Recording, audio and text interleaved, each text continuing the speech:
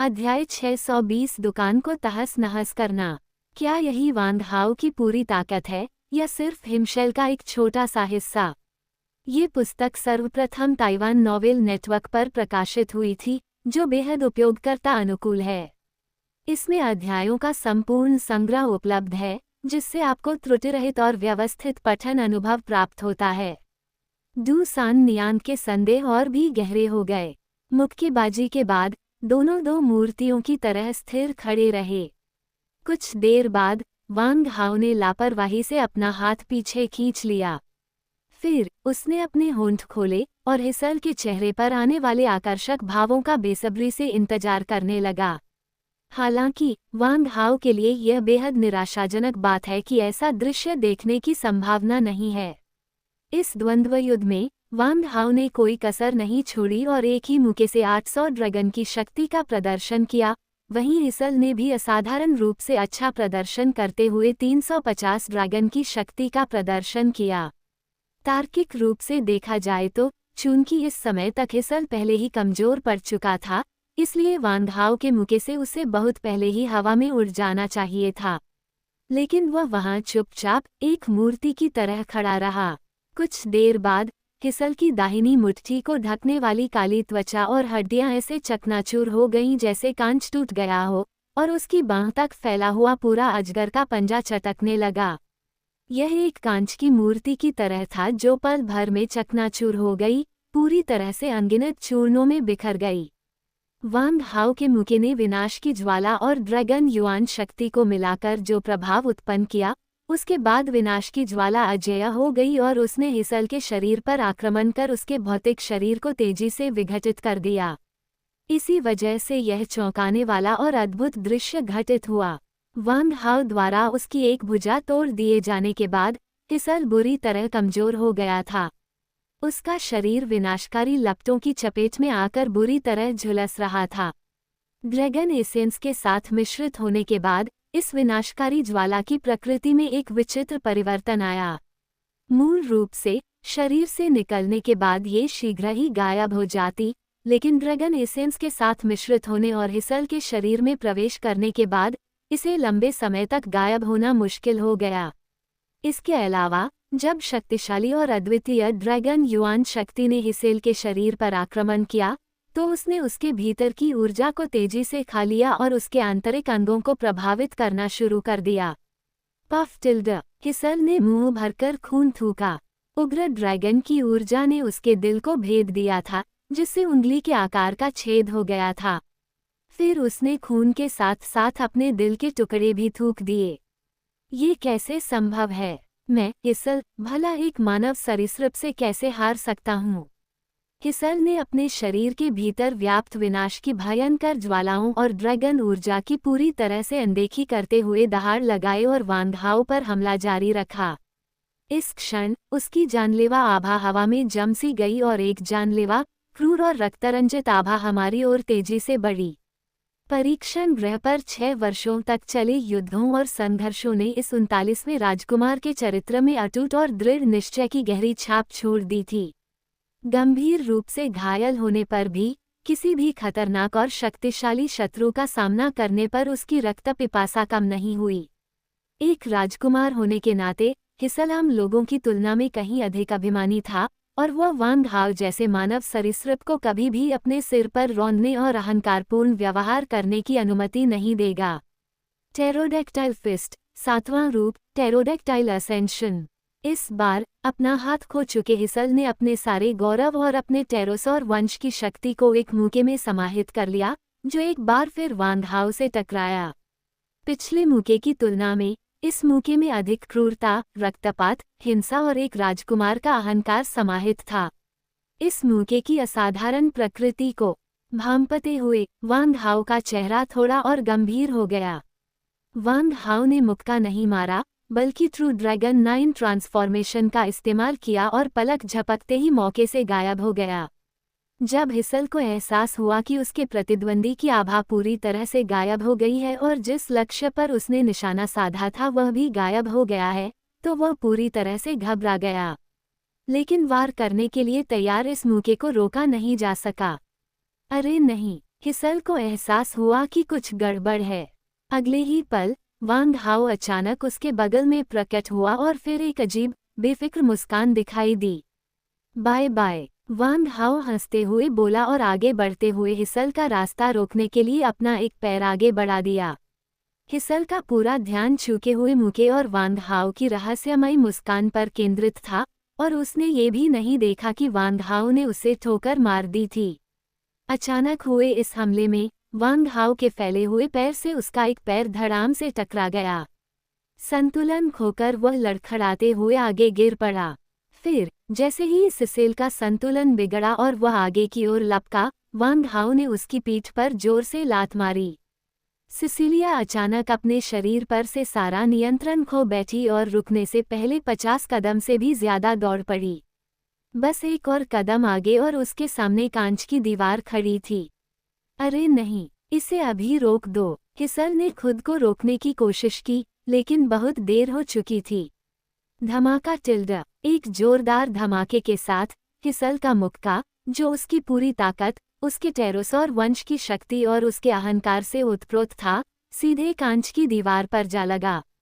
इस कांच की दीवार के ठीक सामने से कुछ ही दूरी पर वह जलमार्ग है जहां जलपरी राजकुमारी नामी को कैद किया गया था। सिसेल का ये पंच 350 ड्रैगन पावर का असाधारण प्रदर्शन था।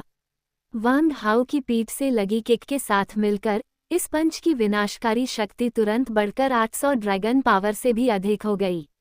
बूम टिल्डा, पलक झपकते ही कांच की पूरी दीवार में एक विशाल मानव आकार का छेद हो गया। सिसिलिया एक्वेरियम में जा गिरी और उसकी गति बिना रुके जारी रही। वह पानी में सैकड़ों मीटर तक उड़ती रही, एक्वेरियम के दूसरे छोर को पूरी तरह से तोड़ते हुए, अंत में 10 से अधिक दीवारों को तोड़ते हुए रुक गई। उनका क्या होगा, यह अज्ञात है। एक्वेरियम की कांच की दीवार टूट जाने के बाद भी पानी की एक बूंद भी बाहर नहीं गिरी, मानो अंदर मौजूद किसी रहस्यमय मंत्रों से बनी अदृश्य दीवार ने उसे रोक दिया हो। जो कुछ उन्होंने देखा, उससे सब लोग दंग रह गए। छोटी बच्ची ऐसे भागी जैसे उसने कोई भूत देख लिया हो। हे भगवान, एक राक्षस! राजकुमार, मरना मत, मैं तुम्हें बचाने आ रही हूँ। दोनों अंगरक्षकों ने भी उस दिशा का पीछा किया जिधर से सिसिलिया को धक्का देकर गिराया गया था और उन्होंने पूरी तरह से उसकी तलाश की।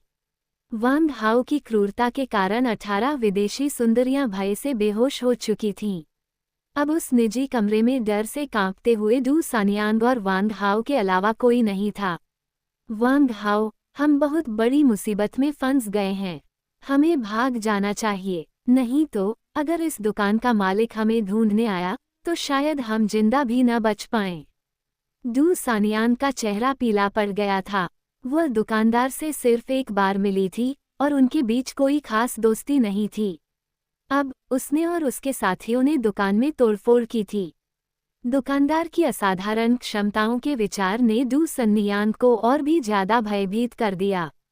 हालांकि वांग हाओ ने पूरे समय शांत और संयमित भाव बनाए रखा। बहन डू, तुम पहले दौड़ो, मैं बाद में तुम्हारे पीछे आ जाऊंगी। अगर हम साथ साथ दौड़ेंगे तो हम बहुत ज्यादा ध्यान खींच लेंगे। ओह, तो सावधान रहो। ये कहकर डू सानियांग घबराकर निजी कमरे से बाहर भाग गई। डू सन्नियान के भाग जाने के कुछ ही समय बाद वांग हाओ के दिमाग में अचानक एक अजीब सी आवाज गूंजी। छोटे बदमाश, तुमने मेरी दुकान में तोड़फोड़ की और मेरे सम्मानित ग्राहक को घायल कर दिया, और तुम्हें लगता है कि तुम ऐसे ही बचकर निकल जाओगे। ये बिल्कुल भी अच्छा नहीं है ना? अरे यार, कौन बोल रहा है? ऐसे छुप छुप कर घूमना, मुझे चैन से रहने दो। जीरो हाइजी स्टॉप्ड। अध्याय 621 कैटफिश टेंटेकल मॉन्स्टर। PS, ये रहा आज का अपडेट। साथ ही कृपया किडियन 515 फैन फेस्टिवल में मेरे लिए वोट करें। हर किसी को 8 वोट मिलेंगे और वोट करने से आपको किडियन कॉइन भी मिलेंगे। मैं आपके समर्थन और सराहना के लिए आपसे विनती कर रहा हूँ। वांग हाओ के बोलने से पहले ही उसके सामने कांच की दीवार पर एक विशालकाय कैटफिश दिखाई दी। मछली का सिर 10 मीटर से भी अधिक व्यास का था, उसकी त्वचा चमकीले लाल रंग की थी और उसकी 2 सुनहरी आंखें बास्केटबॉल से भी बड़ी थीं।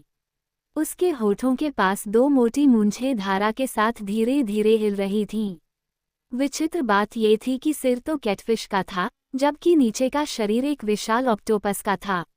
इससे भी ज्यादा विचित्र बात ये थी कि 8 ऑक्टोपस टेंटिकल्स के ऊपर से 2 मानव जैसी भुजाएं और मानव जैसी उंगलियों का एक जोड़ा निकला, लेकिन प्रत्येक उंगली में 3 गोल मटोल उंगलियां थीं।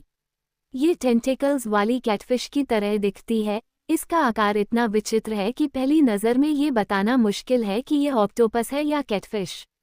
अपने सामने इस विशालकाय मछली जैसे तंबूदार राक्षस को प्रकट होते देख वांग हाओ ने अनजाने में अपने शरीर से एक भयानक दबाव महसूस किया। हालांकि इस आभा का दबाव किसी अमर शक्ति के दबाव जितना अधिक नहीं है, लेकिन ये उससे बहुत अलग भी नहीं है।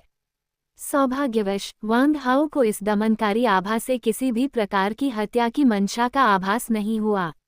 अपनी तंबूनुमा आंखों वाली विशालकाय कैटफिश इधर उधर तेजी से घूम रही थी, मानो वांग हाओ को ध्यान से देख रही हो। मेरे प्यारे बच्चे, मेरा नाम टैम है। तुम मुझे नदियों का राजा या राजा टैम कह सकते हो। ओह राजा ताम, क्या आप इस रेस्तरां के रहस्यमय मालिक हैं? वांग हाओ ने अपना सबसे बड़ा सवाल पूछा। जी हाँ, मैं ही इस रेस्टोरेंट का संस्थापक हूँ। नन्ही बच्ची, मुझे तुम्हारे अंदर मौजूद असली ड्रैगन वंश के बारे में जानने की बहुत उत्सुकता है। क्या तुम मुझे बता सकती हो कि तुमने यह असली ड्रैगन वंश कैसे प्राप्त किया? जब वांग हाओ से इस रहस्य के बारे में पूछा गया, तो उसका दिल एक पल के लिए धड़कना भूल गया। धिक्कार है, मैं इस मछली जैसे दिखने वाले राक्षस के सवाल का जवाब कैसे दूं? मैं सच तो नहीं बोल सकता, लेकिन बहुत ज्यादा झूठ भी नहीं बोल सकता। ये तो सच में सिरदर्द है। वांग हाओ के दिमाग में यह विचार तेजी से दौड़ रहा था कि वह कैसे जवाब दे।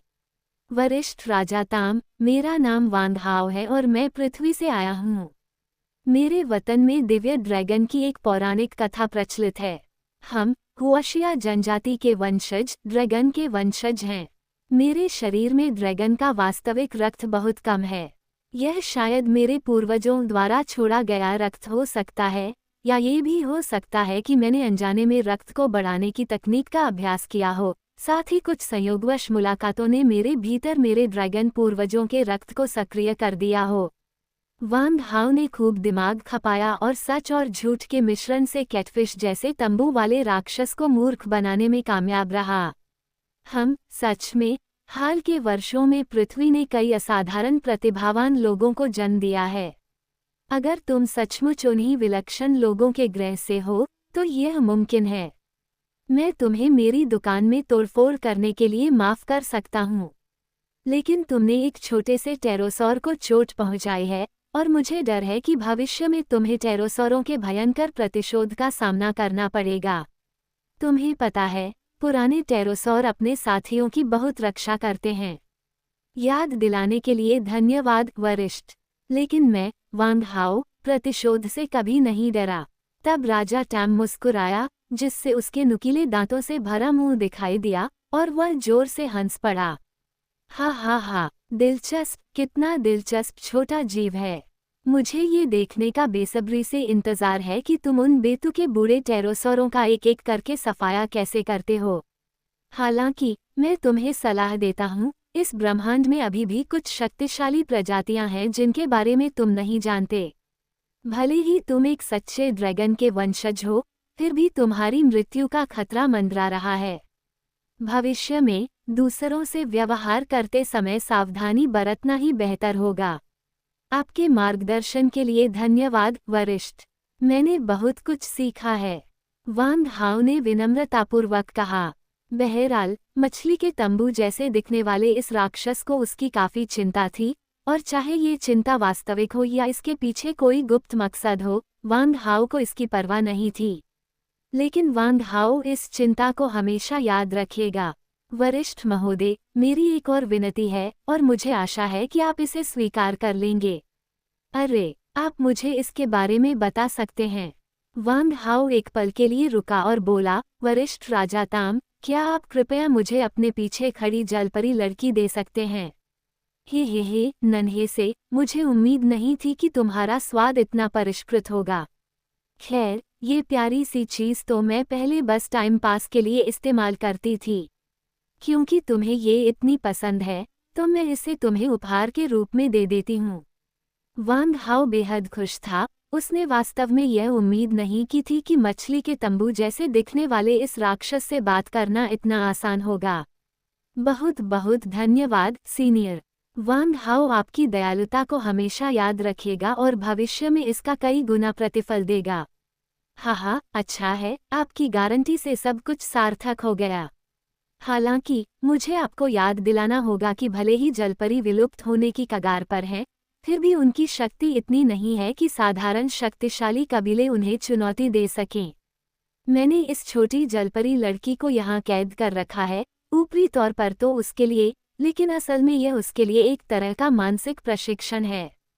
मैंने मूल रूप से 100 साल बाद उसे अपना शिष्य बनाने की योजना बनाई थी, लेकिन लगता है कि मुझे एक और शिष्य ढूंढना पड़ेगा। राजा ताम ने मन ही मन सोचा, लड़के, अगर मैंने आज इस छोटी लड़की को तुम्हारे हवाले नहीं किया, तो तुम शायद मेरी दुकान तोड़ दोगे, है ना?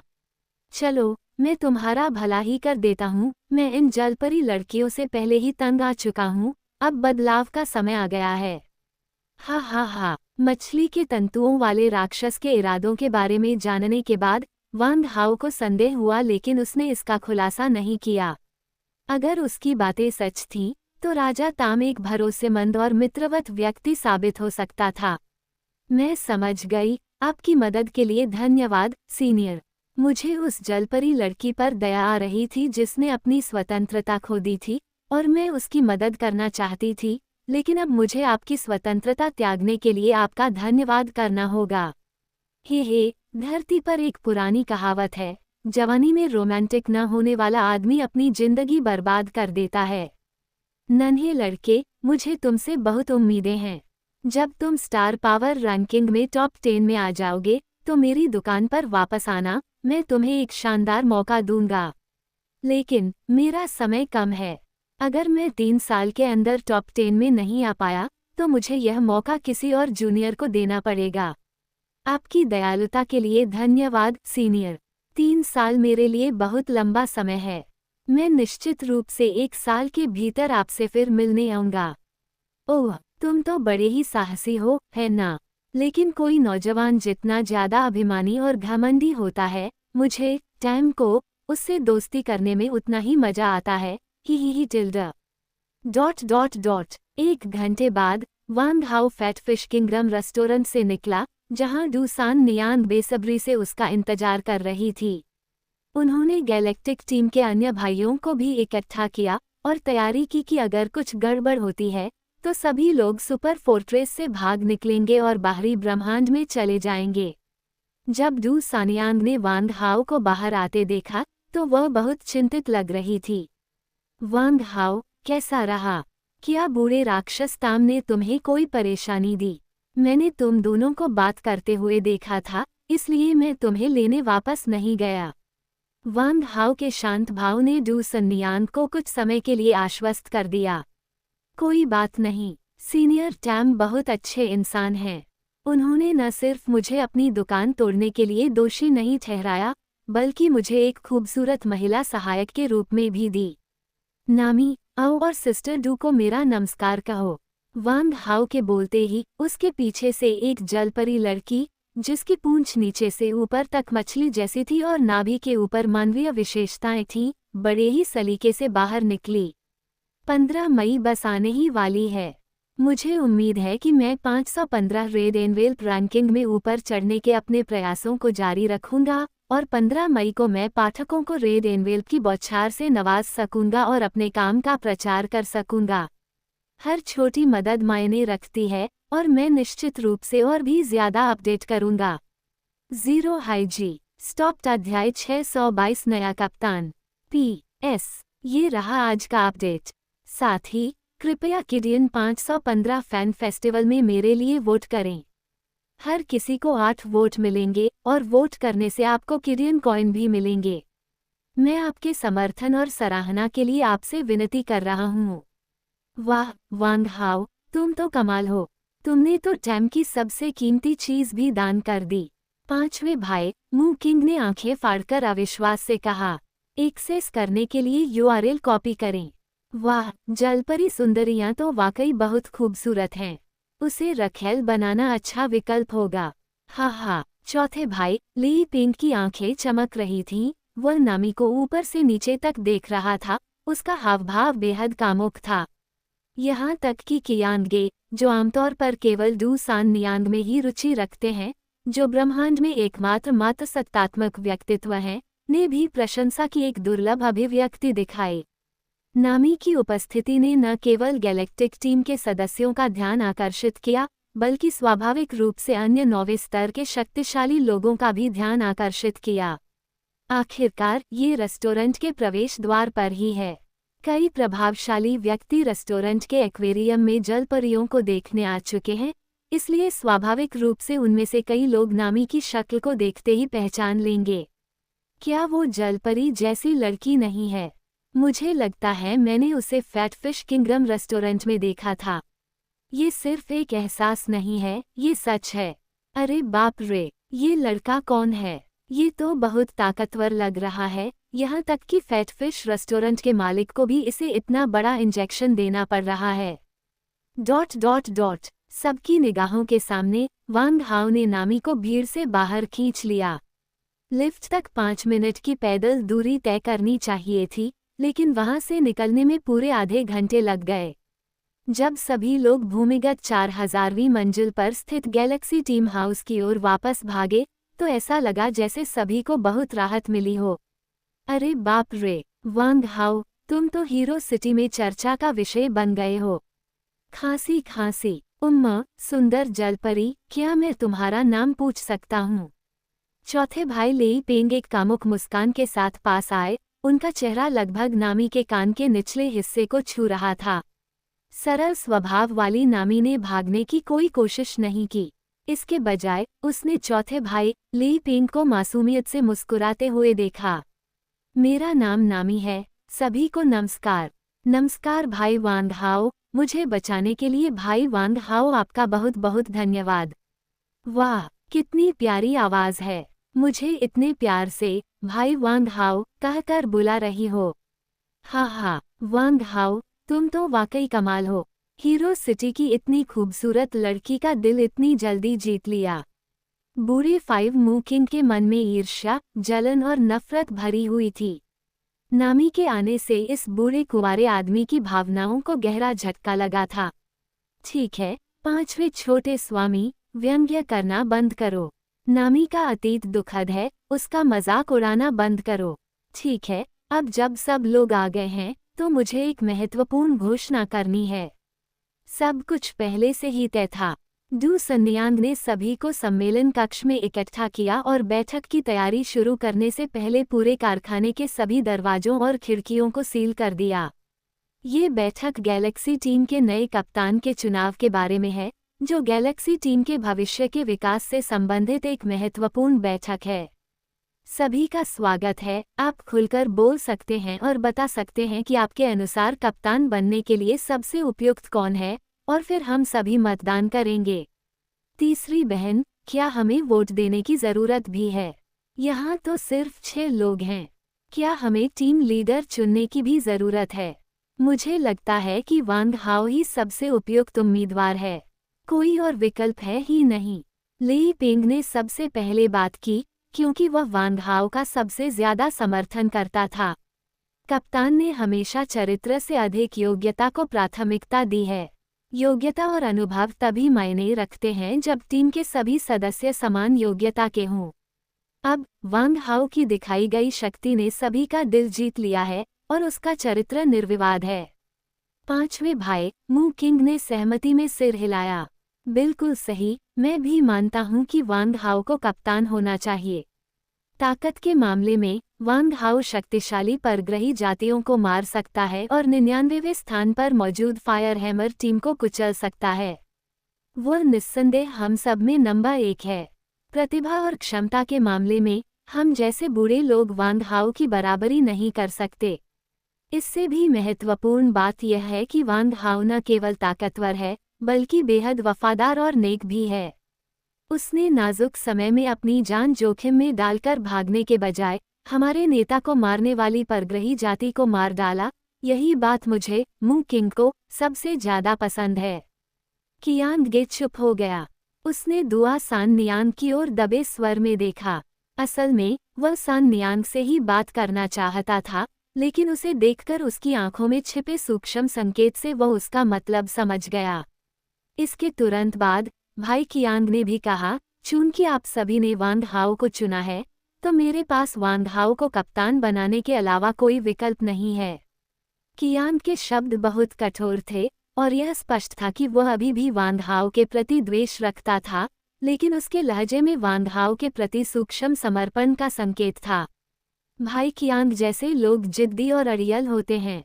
वह केवल उन्हीं लोगों की प्रशंसा करता था जो उससे अधिक बलवान थे, और वांग हाओ उससे कहीं अधिक बलवान था।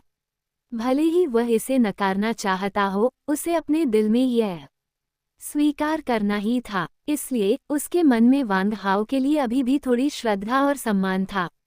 बेशक यह आदर केवल बलवानों के प्रति आदर से ही उत्पन्न होता है। इसके अलावा 3 घंटे पहले वांग हाओ के प्रति उनकी धारणा पूरी तरह बदल गई थी, खासकर वांग हाओ द्वारा डू सन नियांग को समझाने की क्षमता के बाद, जिसने वांग हाओ की योग्यता को प्रदर्शित किया। Soul delivery. एक उत्कृष्ट कप्तान न केवल असाधारण रूप से कुशल होता है, इसके अलावा वे हर समय टीम के प्रत्येक सदस्य के विचारों और भावनाओं पर नज़र रखने में सक्षम होते हैं और हर समय टीम के प्रत्येक सदस्य की क्षमताओं और आंतरिक विचारों को समझ सकते हैं। उन्हें न केवल अपनी टीम का नेतृत्व करके विभिन्न कठिन कार्यों को पूरा करने में सक्षम होना चाहिए, बल्कि महत्वपूर्ण क्षणों में प्रत्येक टीम सदस्य की मानसिकता को उसकी सर्वोत्तम स्थिति में समायोजित करने में भी सक्षम होना चाहिए। कभी कभी टीम के सदस्यों को उनकी आंतरिक उथल पुथल से उबरने में मदद करना, उनके अतीत के आघातों को भुलाने में मदद करना और उनकी लड़ने की भावना को फिर से जगाने में मदद करना, शक्तिशाली अलौकिक जातियों को नष्ट करने के लिए सीधे उनका नेतृत्व करने की तुलना में लाखों गुना अधिक कठिन होता है। स्पष्ट रूप से कियांग गे ने वांग हाओ के अद्वितीय नेतृत्व गुणों को इस बात में देखा कि उन्होंने कितनी आसानी से सान नियांग को अपने पति को खोने के दुख से उबरने और अपना आत्मविश्वास वापस पाने में मदद की। कम से कम सैन नियांग के इन 3 स्वघोषित पुराने दोस्तों ने अपने सर्वोत्तम प्रयासों के बावजूद जो काम पूरा नहीं कर सके, उसे इस लड़के वांग हाओ ने पल भर में आसानी से हल कर दिया। ये कहना जरूरी है कि वांग हाओ अत्यधिक कुशल होने के साथ साथ कुछ क्षेत्रों में असाधारण रूप से प्रतिभाशाली भी हैं। ठीक है, चूंकि सभी को वांग हाओ पर इतना भरोसा है और 5 में से कम 3 ने उन्हें नया कप्तान चुनने पर सहमति जताई है, तो वांग हाओ निस्संदेह हमारी गैलेक्सी टीम के नए कप्तान बनने के हकदार हैं। क्या कप्तान? मैं? वांग हाओ ने कुछ आश्चर्य से अपनी नाक की ओर इशारा किया। नहीं नहीं, मैं इतनी योग्य नहीं हूँ और मेरे पास कोई अनुभव भी नहीं है। मैं इतने महत्वपूर्ण पद की कप्तान कैसे बन सकती हूँ? मुझे लगता है कि सिस्टर डू ही इस पद की असली कप्तान हैं। ये कप्तानी का पद सिस्टर डू को ही मिलना चाहिए। वांग हाओ ने तुरंत जिम्मेदारी तीसरी बहन पर डाल दी। आपकी आपत्ति खारिज। वांग हाओ ने मुझे कप्तान बनाने के लिए सिर्फ 1 वोट दिया है, जबकि आप लोगों को, जिनमें मैं भी शामिल हूँ, 4 वोट मिले हैं। आपको गैलेक्सी टीम का कप्तान बने रहना चाहिए। अनुभव की बात करें तो मुझे विश्वास है कि आप अपनी बुद्धिमत्ता से जल्दी ही सीख लेंगे। ठीक है, आज की बैठक यहीं समाप्त होती है। आइए हमारे नए कप्तान वांग हाओ के भाषण का जोरदार स्वागत करें। धिक्कार है, क्या चुनने का कोई अधिकार ही नहीं है। मैं तो टीम लीडर बनना ही नहीं चाहता। मैं तो बहुत ही उपद्रवी हूँ। अगर मैंने फिर से कोई बड़ी गड़बड़ कर दी और सब लोग उसमें फंस गए तो क्या होगा? मुझे लगता है मुझे टीम लीडर का पद छोड़ देना चाहिए। वांग हाओ ने परामर्शपूर्ण लहजे में बात की। 15 मई बस आने ही वाली है। मुझे उम्मीद है कि मैं 515 रेड एनवेल्प रैंकिंग में ऊपर चढ़ने के अपने प्रयासों को जारी रख पाऊंगी और 15 मई को मैं अपने पाठकों को रेड एनवेल्प उपहार देकर और अपने काम का प्रचार करके उन्हें धन्यवाद दे सकूंगी। हर छोटी मदद मायने रखती है और मैं निश्चित रूप से और भी ज्यादा अपडेट करूंगी। _7SH स्टॉप्ड अध्याय 623 स्वर्गीय तारा अमृत। PS ये रहा आज का अपडेट। साथ ही कृपया किडियन 515 फैन फेस्टिवल में मेरे लिए वोट करें। हर किसी को 8 वोट मिलेंगे और वोट करने से आपको किडियन कॉइन भी मिलेंगे। मैं आपके समर्थन और सराहना के लिए आपसे विनती कर रहा हूँ। नहीं, उन चारों ने लगभग एक साथ कहा। धिक्कार है, तुम लोग तो बड़े निर्दयी हो। वांग हाओ ने अपनी आंखें घुमाई और अंततः उसके पास इस अकाट्य तथ्य को स्वीकार करने के अलावा कोई विकल्प नहीं बचा। ठीक है, तो मैं अनिच्छा से ही सही, फिलहाल कप्तानी स्वीकार करता हूँ। हालांकि मैं पहले ही यह स्पष्ट कर देना चाहता हूँ कि कप्तान तो बन सकता हूँ, लेकिन मेरी एक शर्त है, अगर मैं, वांग हाओ, किसी भी अधीनस्थ का नेतृत्व करता हूँ, तो सभी को मेरे आदेशों का पूरी तरह पालन करना होगा, अन्यथा मैं पद छोड़ दूंगा। धिक्कार है। चौथे भाई लेई पेंग को पसीना आ रहा था। अरे यार, वांग हाओ, तुम हमें कम आंक रहे हो। भले ही हीरो सिटी में हमारी ताकत सबसे कम हो, लेकिन हम सभी गैलेक्टिक सेना से आए हैं और हमने सबसे कठोर सैन्य प्रशिक्षण प्राप्त किया है। हमें ये याद दिलाने की जरूरत नहीं है कि बिना सवाल किए आदेशों का पालन करने का क्या मतलब होता है। जब तक तुम कप्तान बनने को तैयार हो, हम बेशक बिना शर्त तुम्हारा आदेश मानेंगे। तुम्हें इस बारे में कोई शंका नहीं होनी चाहिए। कियांग ने अपनी छाती थपथपाते हुए कहा, बिल्कुल सही, हम सभी अनुभवी योद्धा हैं जिन्होंने युद्ध के मैदान में कंधे से कंधा मिलाकर लड़ाई लड़ी है, आप निश्चिंत रह सकते हैं। मैं, कियांगजी, आपके आदेशों का पूरी तरह से पालन करने वाला पहला व्यक्ति अवश्य होऊंगा। धिक्कार है तुम दोनों कमीनों पर, तुमने सारी अच्छी अच्छी बातें कह दी। मैं और क्या कहूँ। पांचवें भाई, मुकिंग, ने घृणा से कहा, वांग हाओ, चिंता मत करो, अब से अगर तुम मुझे पूरब जाने को कहोगे, तो मैं पश्चिम जाने की हिम्मत नहीं करूँगा, अगर तुम मुझे मारने को कहोगे, तो मैं आग बिल्कुल नहीं लगाऊंगा। मैं अपनी पवित्रता की कसम खाता हूँ। अब कियांगे और लेई पेंग की बारी थी अपनी आंखें घुमाने की। उफ, तुम निकम्मे, घर में बंद रहने वाले, तुम कब पवित्र रहे हो? लेई पेंग ने काली लकीरों से भरे चेहरे से उसे घूरते हुए उपहास किया। मोटे, क्या तुम फिर से लड़ने के लिए उतले हो? पांचवें भाई मू किंग ने एक चमकता हुआ फेंकने वाला चाकू लहराया। जब लेई पेंग ने डॉक्टर मू किंग के हाथ में स्केलपेल देखा, तो उसके पैर कांपने लगे और वह पूरी तरह से थरथरा गया। ये दोनों अक्सर आपस में वाद विवाद करते हैं, लेकिन ये सब सिर्फ बातें होती हैं, वे कभी वास्तव में लड़ते नहीं हैं। ... 3 दिन बाद, वांग हाओ को गैलेक्सी टीम के 208वें कप्तान के रूप में नियुक्त करने वाला नियुक्ति पत्र और कप्तान का पदक प्राप्त होने के बाद, वांग हाओ आधिकारिक तौर पर गैलेक्सी टीम के इतिहास में 20 वर्ष से कम आयु के पहले कप्तान बन गए। वांग हाओ को नामी की आत्मा की छाप दर्ज करने और अंततः उसे गैलेक्टिक टीम में शामिल करने में एक और आधा दिन लग गया। इस तरह गैलेक्सी टीम को 6 सदस्यीय टीम में बहाल कर दिया गया। घर की जिम्मेदारी संभालने के बाद ही मुझे एहसास हुआ कि रोजमर्रा की जरूरत की चीजें कितनी महंगी होती हैं। पता चला है कि हीरो सिटी में जीवित रहने के लिए, स्थल के किराए, भोजन और खेती के संसाधनों के लिए दैनिक खर्चों के लिए बड़ी संख्या में योगदान अंकों की आवश्यकता होती है। इस सारी जिम्मेदारी का बोझ कैप्टन वांग हाओ के कंधों पर आ पड़ा। इसमें कोई हैरानी की बात नहीं कि ये लोग कप्तान नहीं बनना चाहते। पता चला कि कप्तान बनना बहुत थका देने वाला काम है। आपको न केवल सभी के प्रशिक्षण का प्रबंधन करना होता है और मनोवैज्ञानिक परामर्श देना होता है, बल्कि आपको विभिन्न योजनाएं बनाने, दैनिक और साप्ताहिक बैठकें आयोजित करने और टीम के प्रत्येक सदस्य के मानसिक स्वास्थ्य का ध्यान रखने की जिम्मेदारी भी निभानी पड़ती है। उद्धरण चिन्ह, धिक्कार है, इस रफ्तार से तो मेरा साधना का समय बिल्कुल खत्म हो जाएगा। रोजमर्रा के इन सब कामों में ही मेरा ज्यादातर समय निकल जाता है, तो साधना के लिए समय कहाँ से मिलेगा? मुझे इसका कोई हल निकालना ही होगा। वैसे मेरे ये जो ड्रैगन स्पेस में अभी भी 3 यांत्रिक योद्धा हैं। ये मुफ्त में बहुत काम आते हैं, तो क्यों न इनका इस्तेमाल किया जाए? वांग हाओ ने फिर वांग यी, वांग एर और वांग सान को बुलाया। वांग हाओ के लिए विभिन्न छोटे मोटे काम करने के साथ साथ घर की रखवाली और कारखाने के परिसर की सुरक्षा सुनिश्चित करने के लिए ये 3 यांत्रिक योद्धा सुरक्षा और सतर्कता के लिए जिम्मेदार थे। वांग हाओ को आखिरकार साधना करने और अपनी अगली चाल के बारे में सोचने के लिए काफी समय मिल जाएगा। फिलहाल मेरे अलावा मैं ही एकमात्र ऐसा व्यक्ति हूँ जिसमें 9वें स्तर के सर्वोच्च प्रतिद्वंद्वी को हराने की शक्ति है। बाकी 4 की शक्तियाँ अलग अलग हैं।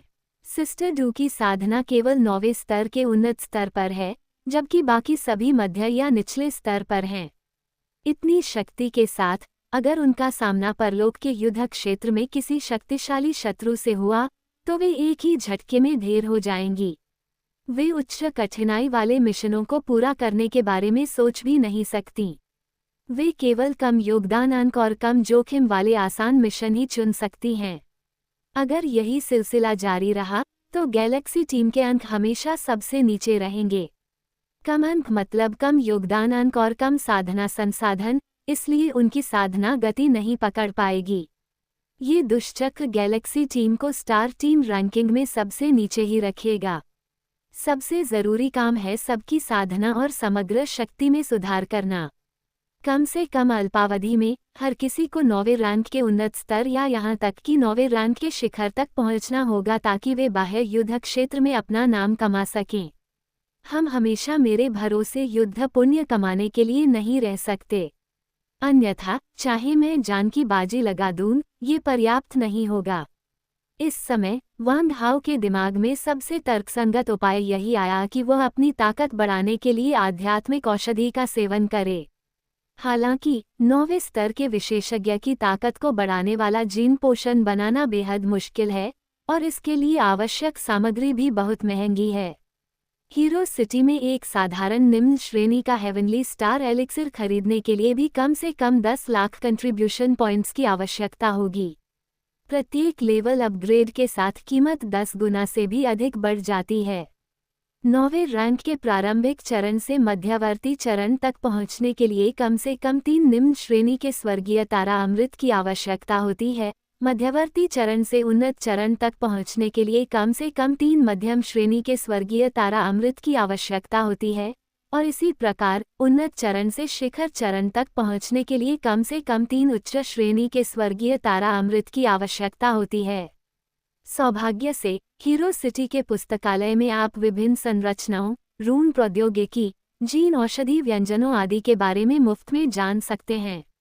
वांग हाओ ने इस अवसर का लाभ उठाते हुए बड़ी मात्रा में बहुमूल्य जीन सीरम भी एकत्र कर लिए।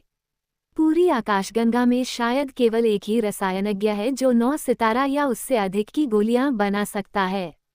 वांग हाओ के लिए अब इस तरह की 9 सितारा औषधि को परिष्कृत करने का प्रयास करना, खासकर इस क्षेत्र में लगभग कोई अनुभव न होने के बावजूद, सरासर एक दिवास्वप्न है। लेकिन अपने साथियों को कम से कम समय में अपने कौशल को बेहतर बनाने में मदद करने के लिए वांग हाओ ने पूरी जान लगा दी। फायर हैमर टीम से लूटी गई संपत्ति को बड़ी मात्रा में औषधीय जड़ी बूटियों और स्वर्गीय तारा आत्मा तरल को परिष्कृत करने के लिए आवश्यक सामग्रियों के बदले में देने के बाद वांग हाओ औषधि को परिष्कृत करना शुरू करने के लिए एकांत में जाने की तैयारी करने लगा। सभी लोग वांग हाओ के एकांतवास के आदी हो चुके थे और यह मान रहे थे कि वह हमेशा की तरह ही जी जान से साधना कर रहा होगा। इस दौरान हमारे नेता सन वू की मृत्यु के कारण साधना के प्रति सभी का उत्साह बढ़ गया है। बिना किसी प्रोत्साहन के सभी ने बेतहाशा साधना शुरू कर दी है। मरमेड राजकुमारी नामी और 3 यांत्रिक योद्धाओं को छोड़कर गैलेक्टिक टीम का पूरा घर अब लगभग खाली है। वांग यी, तुम्हें क्या लगता है भाई वांग हाओ अब क्या कर रहे होंगे?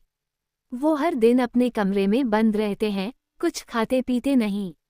लगभग आधा महीना हो गया है और मुझे चिंता होने लगी है कि कहीं उनका शरीर इसे सहन न कर पाए। इस दौरान नामी ने अपने नए रहने के वातावरण के अनुकूल ढलना सीखने और समय बिताने के लिए तीनों यांत्रिक योद्धाओं से बातचीत करने में अपने दिन बिताए। वांग यी के भावहीन चेहरे और उसकी आंखों में चमकती 2 लाल बत्तियों को देखकर नामी ने मन ही मन आह भरी। मैं कुछ ज्यादा ही सोच रहा था। एक रोबोट इंसानी भावनाओं को कैसे समझ सकता है? मुझे उम्मीद है कि भाई वांग हाओ जल्द ही बाहर आएंगे, मैंने उन्हें इतने लंबे समय से नहीं देखा है। 15 मई बस आने ही वाली है। मुझे उम्मीद है कि मैं 515 रेड एनवेल्प रैंकिंग में ऊपर चढ़ने के अपने प्रयासों को जारी रखूंगा और 15 मई को मैं पाठकों को रेड एनवेल्प की बौछार से नवाज सकूंगा और अपने काम का प्रचार कर सकूंगा। हर छोटी मदद मायने रखती है और मैं निश्चित रूप से और भी ज्यादा अपडेट करूंगा। 0 हाईजी स्टॉप्ड अध्याय 624 तारा टावर PS। ये रहा आज का अपडेट। साथ ही कृपया किडियन 515 फैन फेस्टिवल में मेरे लिए वोट करें। हर किसी को 8 वोट मिलेंगे और वोट करने से आपको किडियन कॉइन भी मिलेंगे। मैं आपके समर्थन और सराहना के लिए आपसे विनती कर रहा हूँ। जैसे ही नामी मुड़ी, वांग यी की आंखों में अचानक एक पल के लिए भ्रम की झलक दिखाई दी, लेकिन ये भ्रम केवल एक क्षण के लिए ही रहा और फिर धीरे धीरे गायब हो गया। स्वर्गीय तारा घास, पशु राजा का रक्त, 9 पंखुड़ी वाला जैड कमल, उच्च श्रेणी का तारा क्रिस्टल। उद्धरण चिन्ह। स्वर्गीय तारा अमृत को परिष्कृत करने के लिए आवश्यक सामग्रियों की सूची का पालन करते हुए वांग हाओ ने कुशलतापूर्वक प्रत्येक सामग्री को परिष्करण और शुद्धिकरण के लिए नीले ड्रैगन कड़ाही में भेजा। फिर परिष्करण चरणों के अनुसार परिष्करण शुरू करें।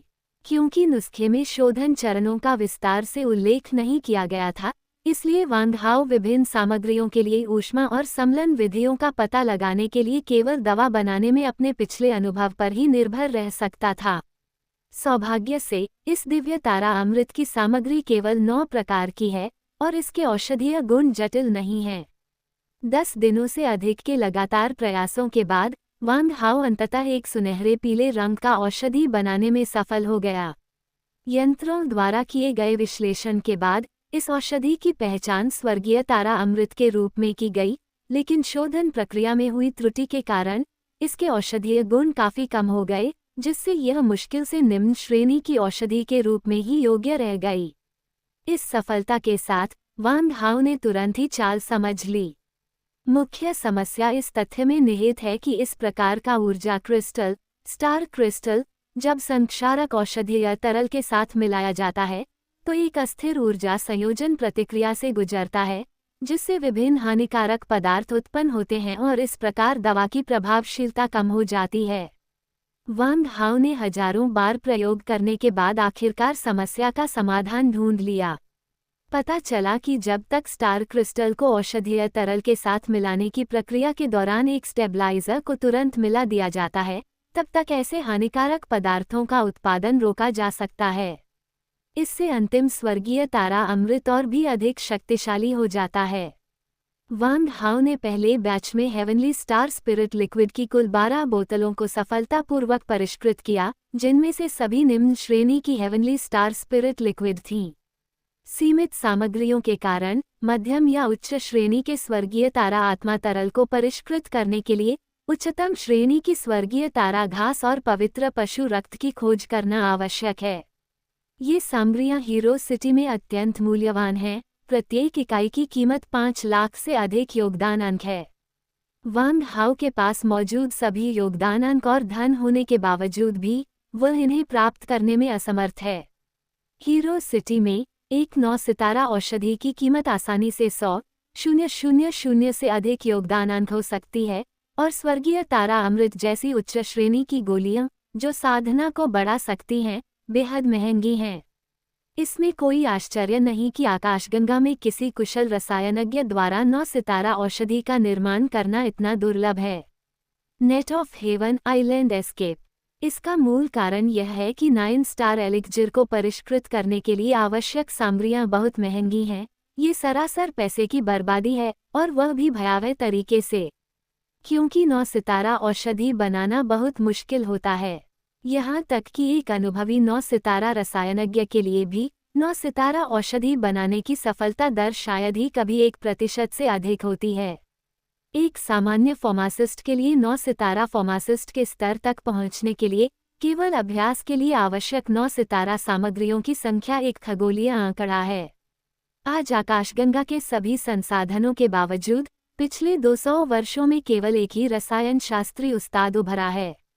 स्वर्गीय तारा आत्मा तरल को परिष्कृत करने के बाद वांग हाओ एकांतवास से बाहर आया और तुरंत सभी को एक साथ बुलाया।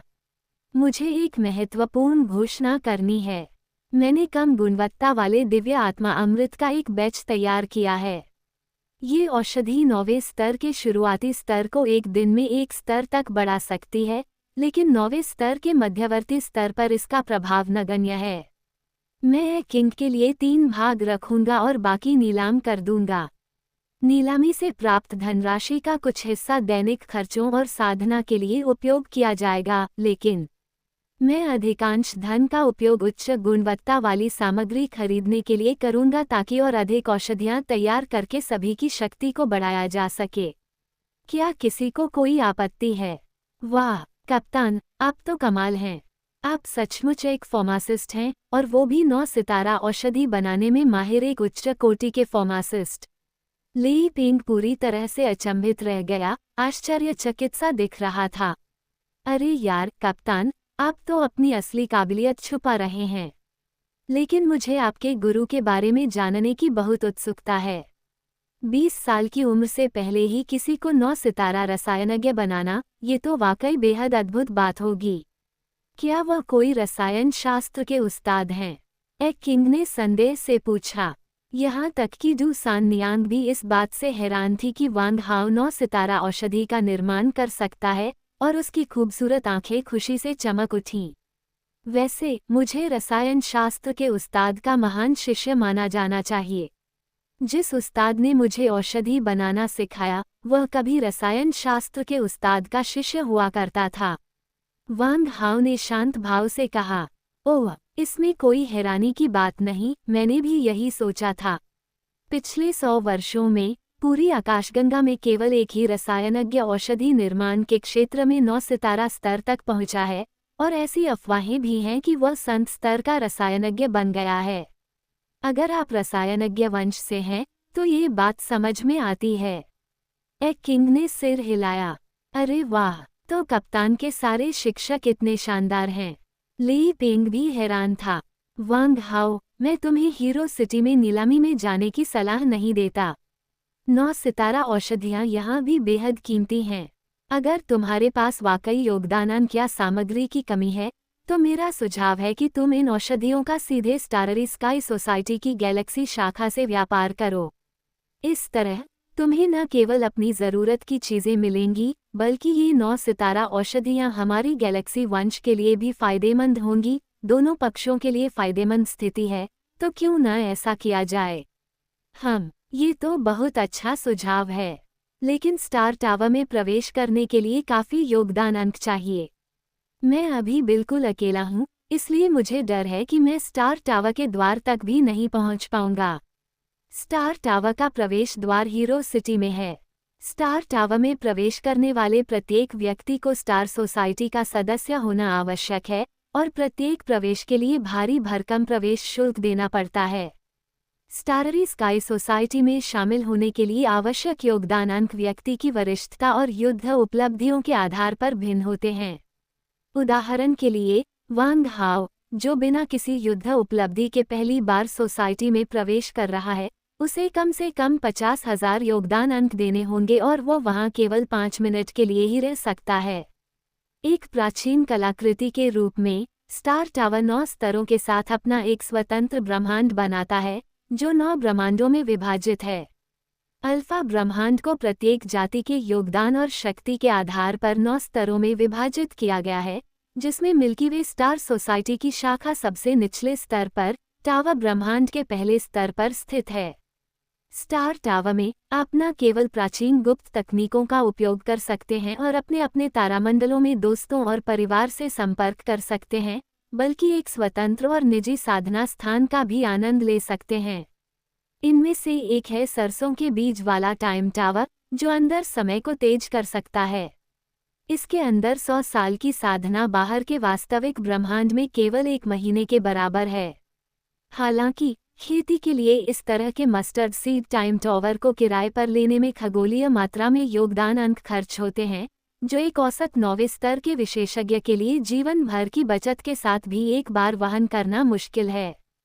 केवल वे प्राचीन योद्धा जो इस क्षेत्र के बाहर के युद्ध क्षेत्रों से सेवानिवृत्त हो चुके हैं और जिनकी साधना तारकीय स्तर या उससे भी ऊपर तक पहुंच चुकी है, उनके पास ही इस तरह के आलीशान साधना स्थल का आनंद लेने के लिए पर्याप्त संसाधन होते हैं।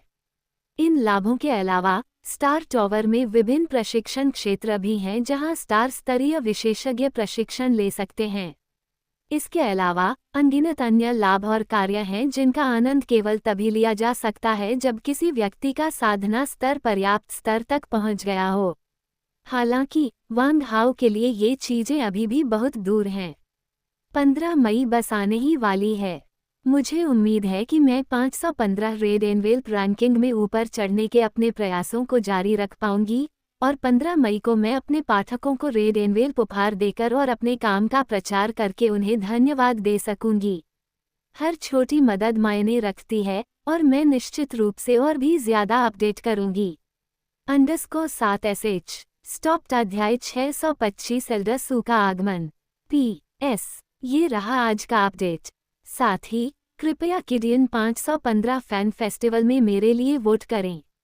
हर किसी को 8 वोट मिलेंगे और वोट करने से आपको किडियन कॉइन भी मिलेंगे।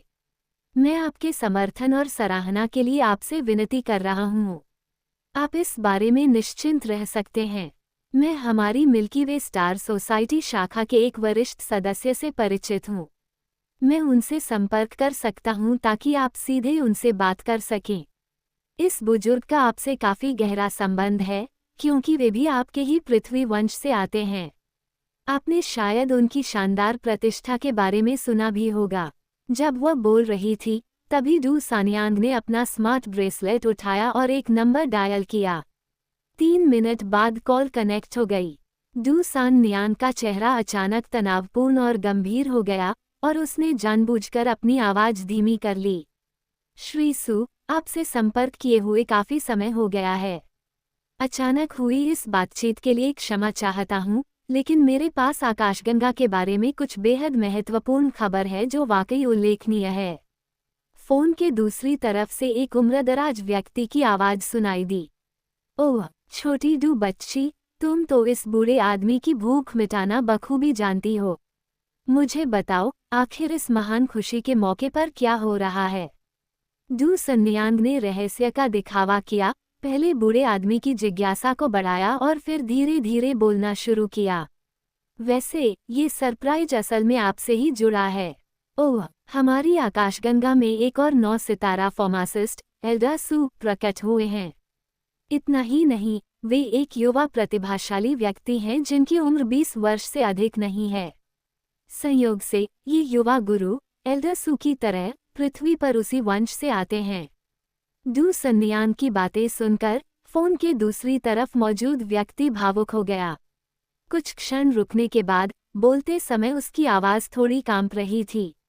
तुम तो घर की लड़की हो, कहीं तुम झूठ बोलकर इस बूढ़े आदमी को बेवकूफ़ तो नहीं बना रही हो, सिर्फ अपना मनोरंजन करने के लिए? अरे बाप रे, श्रीमान सू, आप मुझे किस तरह का इंसान समझते हैं?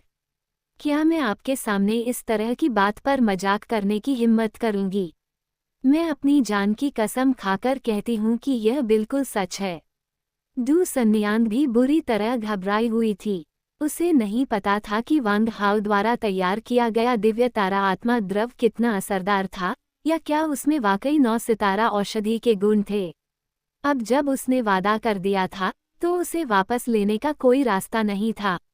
एक बार जो बात कह दी गई वो पानी की तरह फैल गई, जिसे वापस लेना नामुमकिन था। डू सानियांग मन ही मन चुपचाप प्रार्थना करती रही, उम्मीद करती रही कि वांग हाओ ने उससे झूठ न बोला हो। अरे क्या ये सच है? जल्दी जल्दी जल्दी मुझे बताओ कि यह उस्ताद कौन है। क्या आप मुझे उनसे मिलवा सकते हैं? एल्डरसू, इस गुरु का नाम वांग हाओ है। इनकी उम्र अभी 20 साल भी नहीं हुई है और ये फिलहाल हीरो सिटी में हैं। दुर्भाग्य से इन्हें हाल ही में गैलेक्सी टीम का नया कप्तान बनाया गया है। एल्डरसू, ये किसी और वजह से आपसे संपर्क कर रहे हैं। मास्टर वांग हाओ ने 9वें स्तर का एक औषधि स्वर्गीय तारा आत्मा तरल तैयार किया है और इसे कुछ योगदान अंक और उच्च श्रेणी की सामग्री के बदले बेचना चाहते हैं। स्नैक किंग हस्बैंड, ले एन एग। क्या, हीरो सिटी में? ठीक है, तुम यहीं रुको, मैं अभी आता हूँ। मैं इस युवा मालिक से व्यक्तिगत रूप से मिलना चाहता हूँ। ... 10 मिनट बाद शून्य कांप उठा और वांग हाओ और अन्य लोगों के सामने एक स्थानिक दरार खुल गई, जिससे भूरे रंग के वस्त्र पहने एक बूढ़ा व्यक्ति प्रकट हुआ। उस आकृति के पूरी तरह स्थिर होने से पहले ही बूढ़े व्यक्ति ने अपना मुंह खोला और जोर से पूछा, मास्टर वांग हाओ कौन है? जल्दी से इस बूढ़े व्यक्ति को मेरा प्रणाम करने दीजिए। ओल्ड सू, ये वांग हाओ है। डू सन्नियांग ने वांग हाओ की ओर इशारा करते हुए परिचय दिया।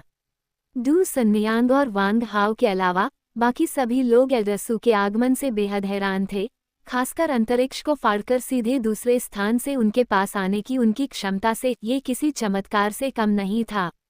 पौराणिक कथाओं के किसी प्राचीन अमर प्राणी की तरह ओल्ड सू ने अपनी निगाहें वांग हाओ की ओर घुमाईं। सचमुच, आप बहुत प्रभावशाली और असाधारण हैं। मास्टर वांग हाओ, मैं सू त्यानहे हूँ, मूल रूप से पृथ्वी के शीजिंग शहर से। अरबों प्रकाश वर्ष दूर इस परदेश में अपने देशवासी से मिलना मेरे लिए बहुत खुशी की बात है। हा, सू त्यानहे एक दुबले पतले बूढ़े व्यक्ति थे। हालांकि उनके चेहरे पर बुढ़ापे के लक्षण दिख रहे थे, फिर भी वे बहुत ऊर्जावान थे। उनके घने काले छोटे बाल और तीक्ष्ण आंखों को देखकर यह विश्वास करना मुश्किल था कि वे 150 वर्ष से अधिक आयु के बुजुर्ग हैं। एल्डर सू, आप मेरी चापलूसी कर रहे हैं। मैं अभी अनुभवहीन हूँ और आपसे बहुत कमतर हूँ। एल्डर सू के शब्दों, हाव भाव और उनकी आंखों से वांग हाओ को लगा कि एल्डर सू उनकी यादों में बसे एक व्यक्ति से बहुत मिलते जुलते हैं, लेकिन फिलहाल वह उस धुंधली याद को याद नहीं कर पा रहे थे। मास्टर वांग हाओ, मुझे आश्चर्य है कि क्या आप स्टार सोसाइटी में शामिल हो गए हैं। क्या आपके पास स्टार कार्ड है? वांग हाओ ने हाथ के इशारे से एक चांदी का कार्ड प्रकट किया। मैं पहले से ही स्टाररी स्काई क्लब का सदस्य हूँ और मेरे पास स्टाररी स्काई कार्ड भी है। ओल्ड सू का चेहरा खुशी से चमक उठा। हाँ, ये तो बहुत बढ़िया है। तुम्हारा स्टार कार्ड तो सबसे निचले स्तर का है, सिल्वर कार्ड। स्टार टावर में प्रवेश करने के लिए काफ़ी योगदान पॉइंट्स की ज़रूरत होती है, इसलिए मैं तुम्हें गोल्ड कार्ड में अपग्रेड करने के लिए 10 लाख पॉइंट्स देता हूँ। इस तरह तुम भारी भरकम प्रवेश शुल्क दिए बिना कभी भी स्टार टावर में प्रवेश कर सकते हो। इसे मेरी तरफ से तुम्हारे लिए पहली मुलाकात का तोहफा समझो। 9 सितारा औषधियों के व्यापार के संबंध में सभी निर्णय मैं ले सकता हूँ। अब से मैं आपसे जो भी 9 सितारा औषधियाँ खरीदूंगा, उनके बदले में मुझे हीरो सिटी में बाजार मूल्य के 5 गुना मूल्य पर योगदान अंक या संबंधित संसाधन मिलेंगे। मास्टर वांग हाओ, इस व्यवस्था के बारे में आपका क्या विचार है? यह सू सीनियर, ये तो कुछ ज्यादा ही है। मुझे तो बस बाजार भाव पर औषधियाँ बदलनी हैं। आपने जो अंक दिए हैं वह तो हद से ज्यादा है। बिना कुछ किए मैं इतना उदार उपहार स्वीकार नहीं कर सकता। वांग हाओ का मन मना करने का था। उनके विचार में बिना किसी कारण के किसी दूसरे से इतना बड़ा लाभ प्राप्त करना न तो अप्रत्याशित लाभ था और न ही किसी का फायदा उठाने का बढ़िया अवसर। कहावत है, जो दूसरे का खाना खाता है वो उससे बंधा हुआ है, जो दूसरे का पैसा लेता है वो उससे बंधा हुआ है। बिना किसी कारण के इतना बड़ा उपकार प्राप्त करने के बाद भविष्य में इस दयालुता का बदला चुकाना मुश्किल होगा।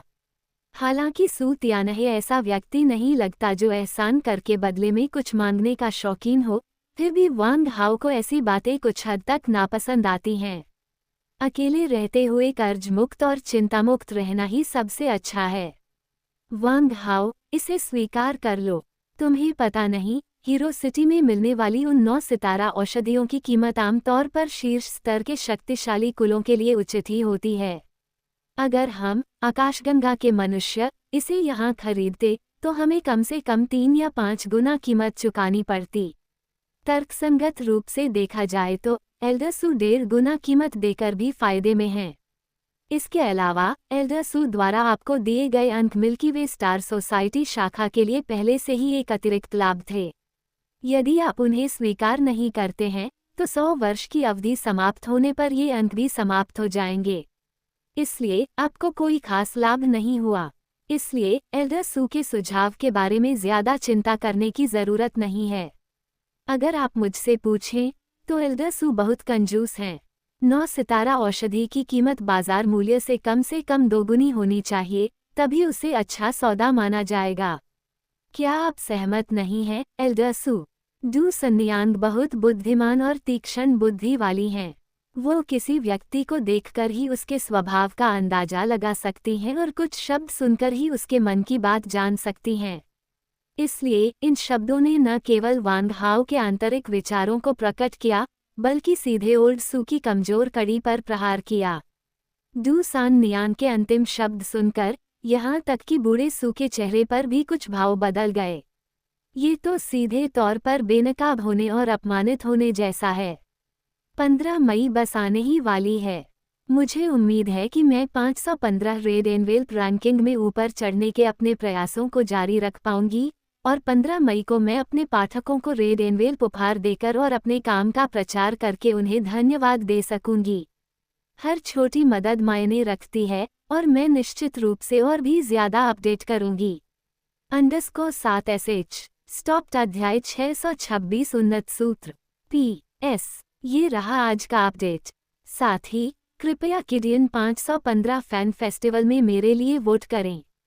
हर किसी को 8 वोट मिलेंगे और वोट करने से आपको किडियन कॉइन भी मिलेंगे। मैं आपके समर्थन और सराहना के लिए आपसे विनती कर रहा हूँ।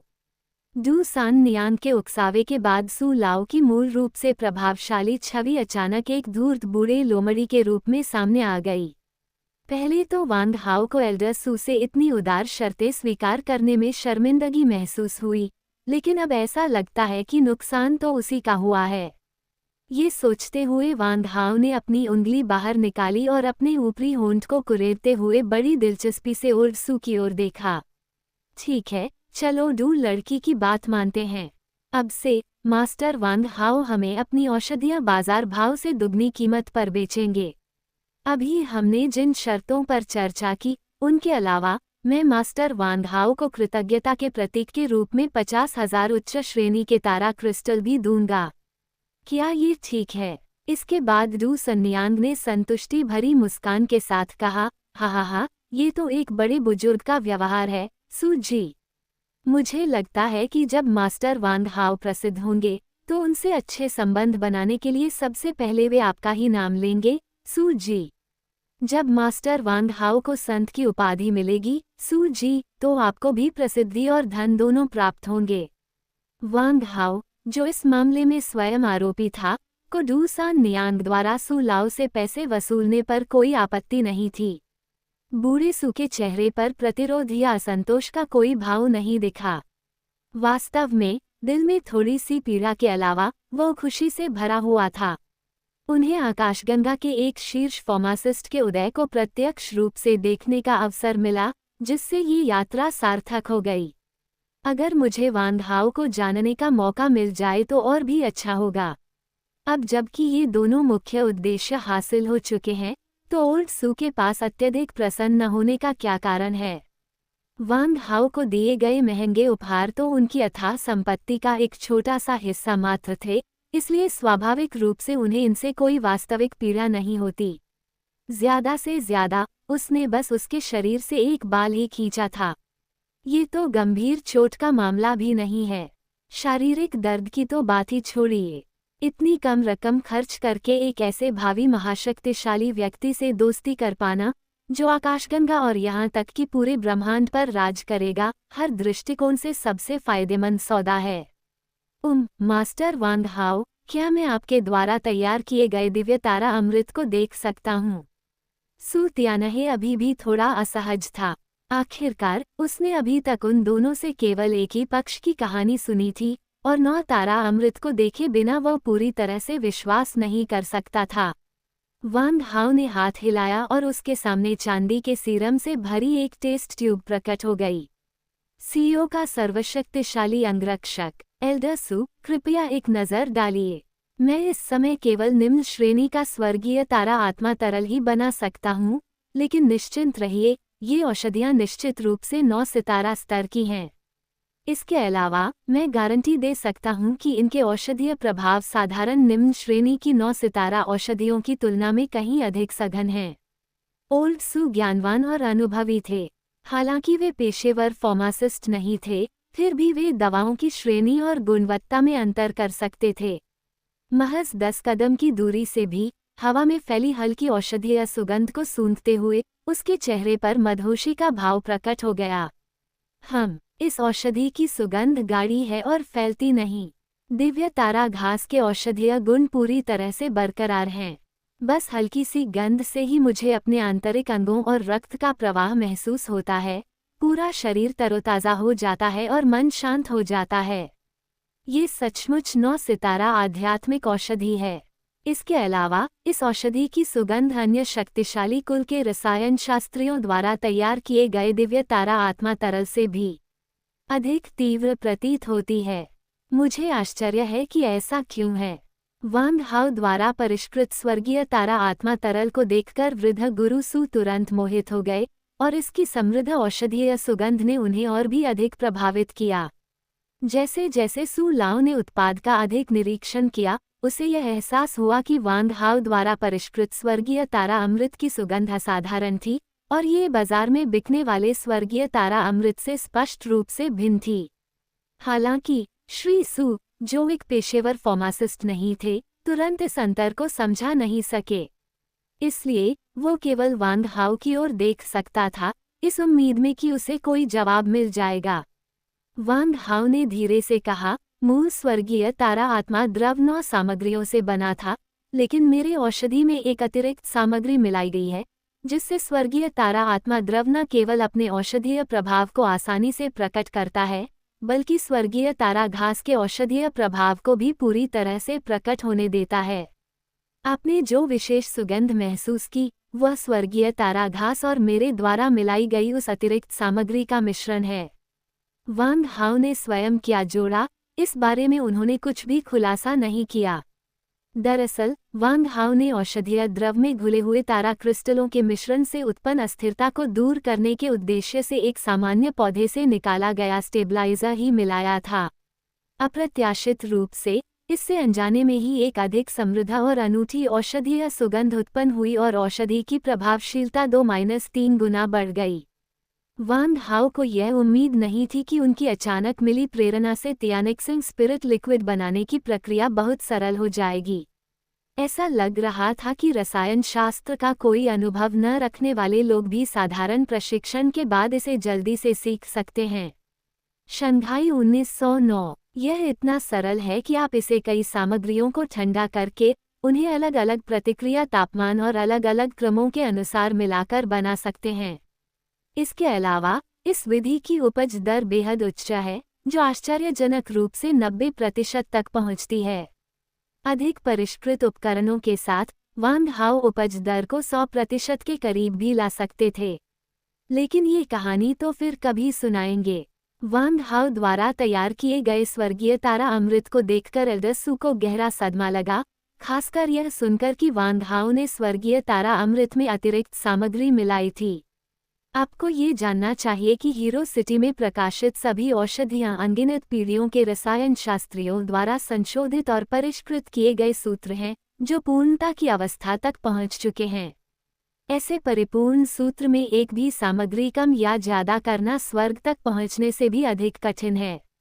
सू लाओ के सामान्य दृष्टिकोण से वांग हाउ निस्संदेह रसायन शास्त्र में असाधारण प्रतिभा और कौशल वाला एक विलक्षण प्रतिभावान व्यक्ति था। ये सोचकर ओल्ड सू शर्म से लाल हो गया और उसे लगा कि उसने वांग हाउ को जो उपहार दिया था वह बहुत कम था। मास्टर वांग हाउ, मुझे आश्चर्य है कि आपके पास ये 9 सितारा औषधियाँ कितनी बची हैं। मैं ये सब खरीदना चाहता हूँ। कृपया भविष्य में आप जितनी भी 9 सितारा औषधियाँ बनाएं, वे सब मुझे बेच दें। मैं आपको बाजार मूल्य से 3 गुना अधिक कीमत दे सकता हूँ। भविष्य में यदि आपको किसी भी रसायन सामग्री की आवश्यकता हो, तो आप सीधे मुझसे संपर्क कर सकते हैं और मैं उन्हें आपको आधी कीमत पर बेच दूंगा। इसे मास्टर वांग हाउ के लिए मेरी और गैलेक्सी स्टार सोसाइटी के वरिष्ठ सदस्यों की ओर से पूर्ण समर्थन समझें। बूढ़े सू ने गंभीरता से कहा कि इस बार उसने पूरी जान लगा दी है। यह वांग हाओ थोड़ा हैरान था। वांग हाओ के परेशान चेहरे को देखकर डू सन्नियांग तुरंत बोली, एल्डर सू, तो मैं वांग हाओ की ओर से आपका धन्यवाद करती हूँ। वांग हाओ, क्या आप मू किंग को दवा लेते हुए नहीं देखेंगे? क्यों ना आप एल्डर सू को इस दिव्य तारा अमृत के प्रभाव को स्वयं देखने दें। ओह हाँ, मैं तो लगभग भूल ही गया था। किसी भी नई दवा के विकास के लिए सबसे महत्वपूर्ण मुद्दा उसकी प्रभावकारिता का सत्यापन करना है। इसके तुरंत बाद वांग हाओ ने मू किंग को ढूंढा और उसे स्वर्गीय तारा आत्मा तरल की एक बोतल सौंप दी। मू किंग, पहले ये दिव्य तारा अमृत लो और देखो इसका क्या असर होता है। चिंता मत करो, मैंने पहले ही इसके अवयवों की जांच कर ली है। इससे तुम्हारे शरीर को ही लाभ होगा और इसका कोई दुष्प्रभाव नहीं है। 15 मई बस आने ही वाली है। मुझे उम्मीद है कि मैं 515 रेड एनवेल्प रैंकिंग में ऊपर चढ़ने के अपने प्रयासों को जारी रख पाऊंगी और 15 मई को मैं अपने पाठकों को रेड एनवेल्प उपहार देकर और अपने काम का प्रचार करके उन्हें धन्यवाद दे सकूंगी। हर छोटी मदद मायने रखती है और मैं निश्चित रूप से और भी ज्यादा अपडेट करूंगी। _7sh स्टॉप्ड अध्याय 627 ओल्ड सू की विनती। PS ये रहा आज का अपडेट। साथ ही कृपया किडियन 515 फैन फेस्टिवल में मेरे लिए वोट करें। हर किसी को 8 वोट मिलेंगे और वोट करने से आपको किडियन कॉइन भी मिलेंगे। मैं आपके समर्थन और सराहना के लिए आपसे विनती कर रहा हूँ। वांग हाओ के आत्मविश्वासपूर्ण और दृढ़ भाव को देखकर मू किंग की पिछली चिंताएं गायब हो गईं। ठीक है, मुझे तुम पर भरोसा है, वांग हाओ। मुझे उम्मीद है कि यह औषधि वास्तव में मेरी ताकत को एक स्तर तक बढ़ा देगी। इतना कहने के बाद मू किंग ने वांग हाओ के हाथ से टेस्ट ट्यूब ली, ढक्कन खोला और एक समृद्ध औषधीय सुगंध को सूंघा। तुरंत ही उसके पूरे शरीर में आनंद की लहर दौड़ गई, मानो उसके शरीर की हर कोशिका खुशी से झूम रही हो और उछल कूद कर रही हो और उसकी आंतरिक शक्ति बेकाबू होकर बह रही हो। वाह वाह, क्या कमाल के औषधीय गुण हैं। मैंने तो बस इसे सूंघा ही था कि मेरी साधना का स्तर थोड़ा बढ़ गया। मू किंग के चेहरे पर उत्साह झलक रहा था, इसलिए बड़े हर्ष के साथ उसने अपना सिर पीछे की ओर झुकाया और दवा की पूरी शीशी अपने मुंह में डाल ली, यहाँ तक कि टेस्ट ट्यूब में बची आखिरी बूंद तक को अपनी जीभ की नोक से साफ कर दिया। एक बूंद भी बर्बाद नहीं करना चाहता था। कुछ देर इंतजार करने के बाद दवा का असर दिखने लगा। दवा असर करने लगी है। अरे नहीं, मुझे शांति से ध्यान लगाने और साधना करने के लिए कोई जगह ढूंढनी होगी। नहीं, मेरे पास समय कम है, मैं यहीं बैठ जाता हूँ। मू किंग के चेहरे के भाव बदल गए और वह तुरंत वहीं पालथी मारकर बैठ गया और ध्यान की विधि के अनुसार जल्दी से निस्वार्थता और वैराग्य की अवस्था में प्रवेश कर गया।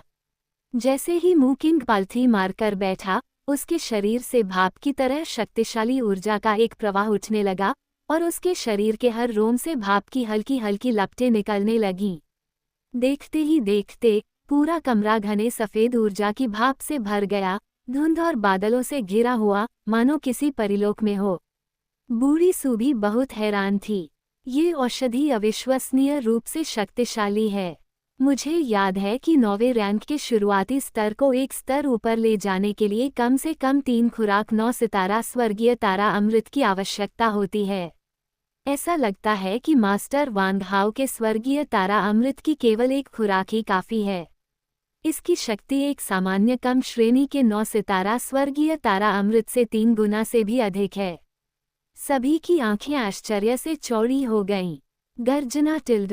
इस समय मू किंग के शरीर में औषधीय प्रभाव अपने चरम पर पहुंच गया था। लगभग ठोस ऊर्जा के समूह, तारा क्रिस्टल की विशाल ऊर्जा और मू किंग की साधना से आकर्षित मुक्त आदिम ऊर्जा के साथ मिलकर मू किंग के शरीर में तुरंत एक विशाल ऊर्जा भंवर का निर्माण कर दिया। जल्द ही मू किंग के सिर के ऊपर 100 मीटर व्यास का एक विशाल ऊर्जा भंवर बन गया, एक विशाल फनल की तरह, जिसने तुरंत उसके सिर के शीर्ष से ऊर्जा की एक धारा को अंदर खींच लिया। अमर अधिपति। अमर ऊर्जा से घिरी हुई ऊर्जा वाष्प को इस विशाल फनल द्वारा पल भर में मू किंग के शरीर में खींच लिया गया। फिर ये शक्तिशाली ऊर्जा मूकिंग के शरीर में ऊपर से नीचे तक बेरोक टोक प्रवाहित हुई। उसके शरीर में मौजूद अवरोध और छिपे हुए घाव पल भर में ठीक हो गए और शरीर की अशुद्धियां सीधे उसके रोमछिद्रों के माध्यम से बाहर निकल गईं। मूकिंग के दांतियान के भीतर स्थित मुट्ठी के आकार के आदिम ऊर्जा केंद्र से अचानक एक चकाचौंध भरी रोशनी निकली, जिसने उसके पूरे निचले पेट को रोशन कर दिया।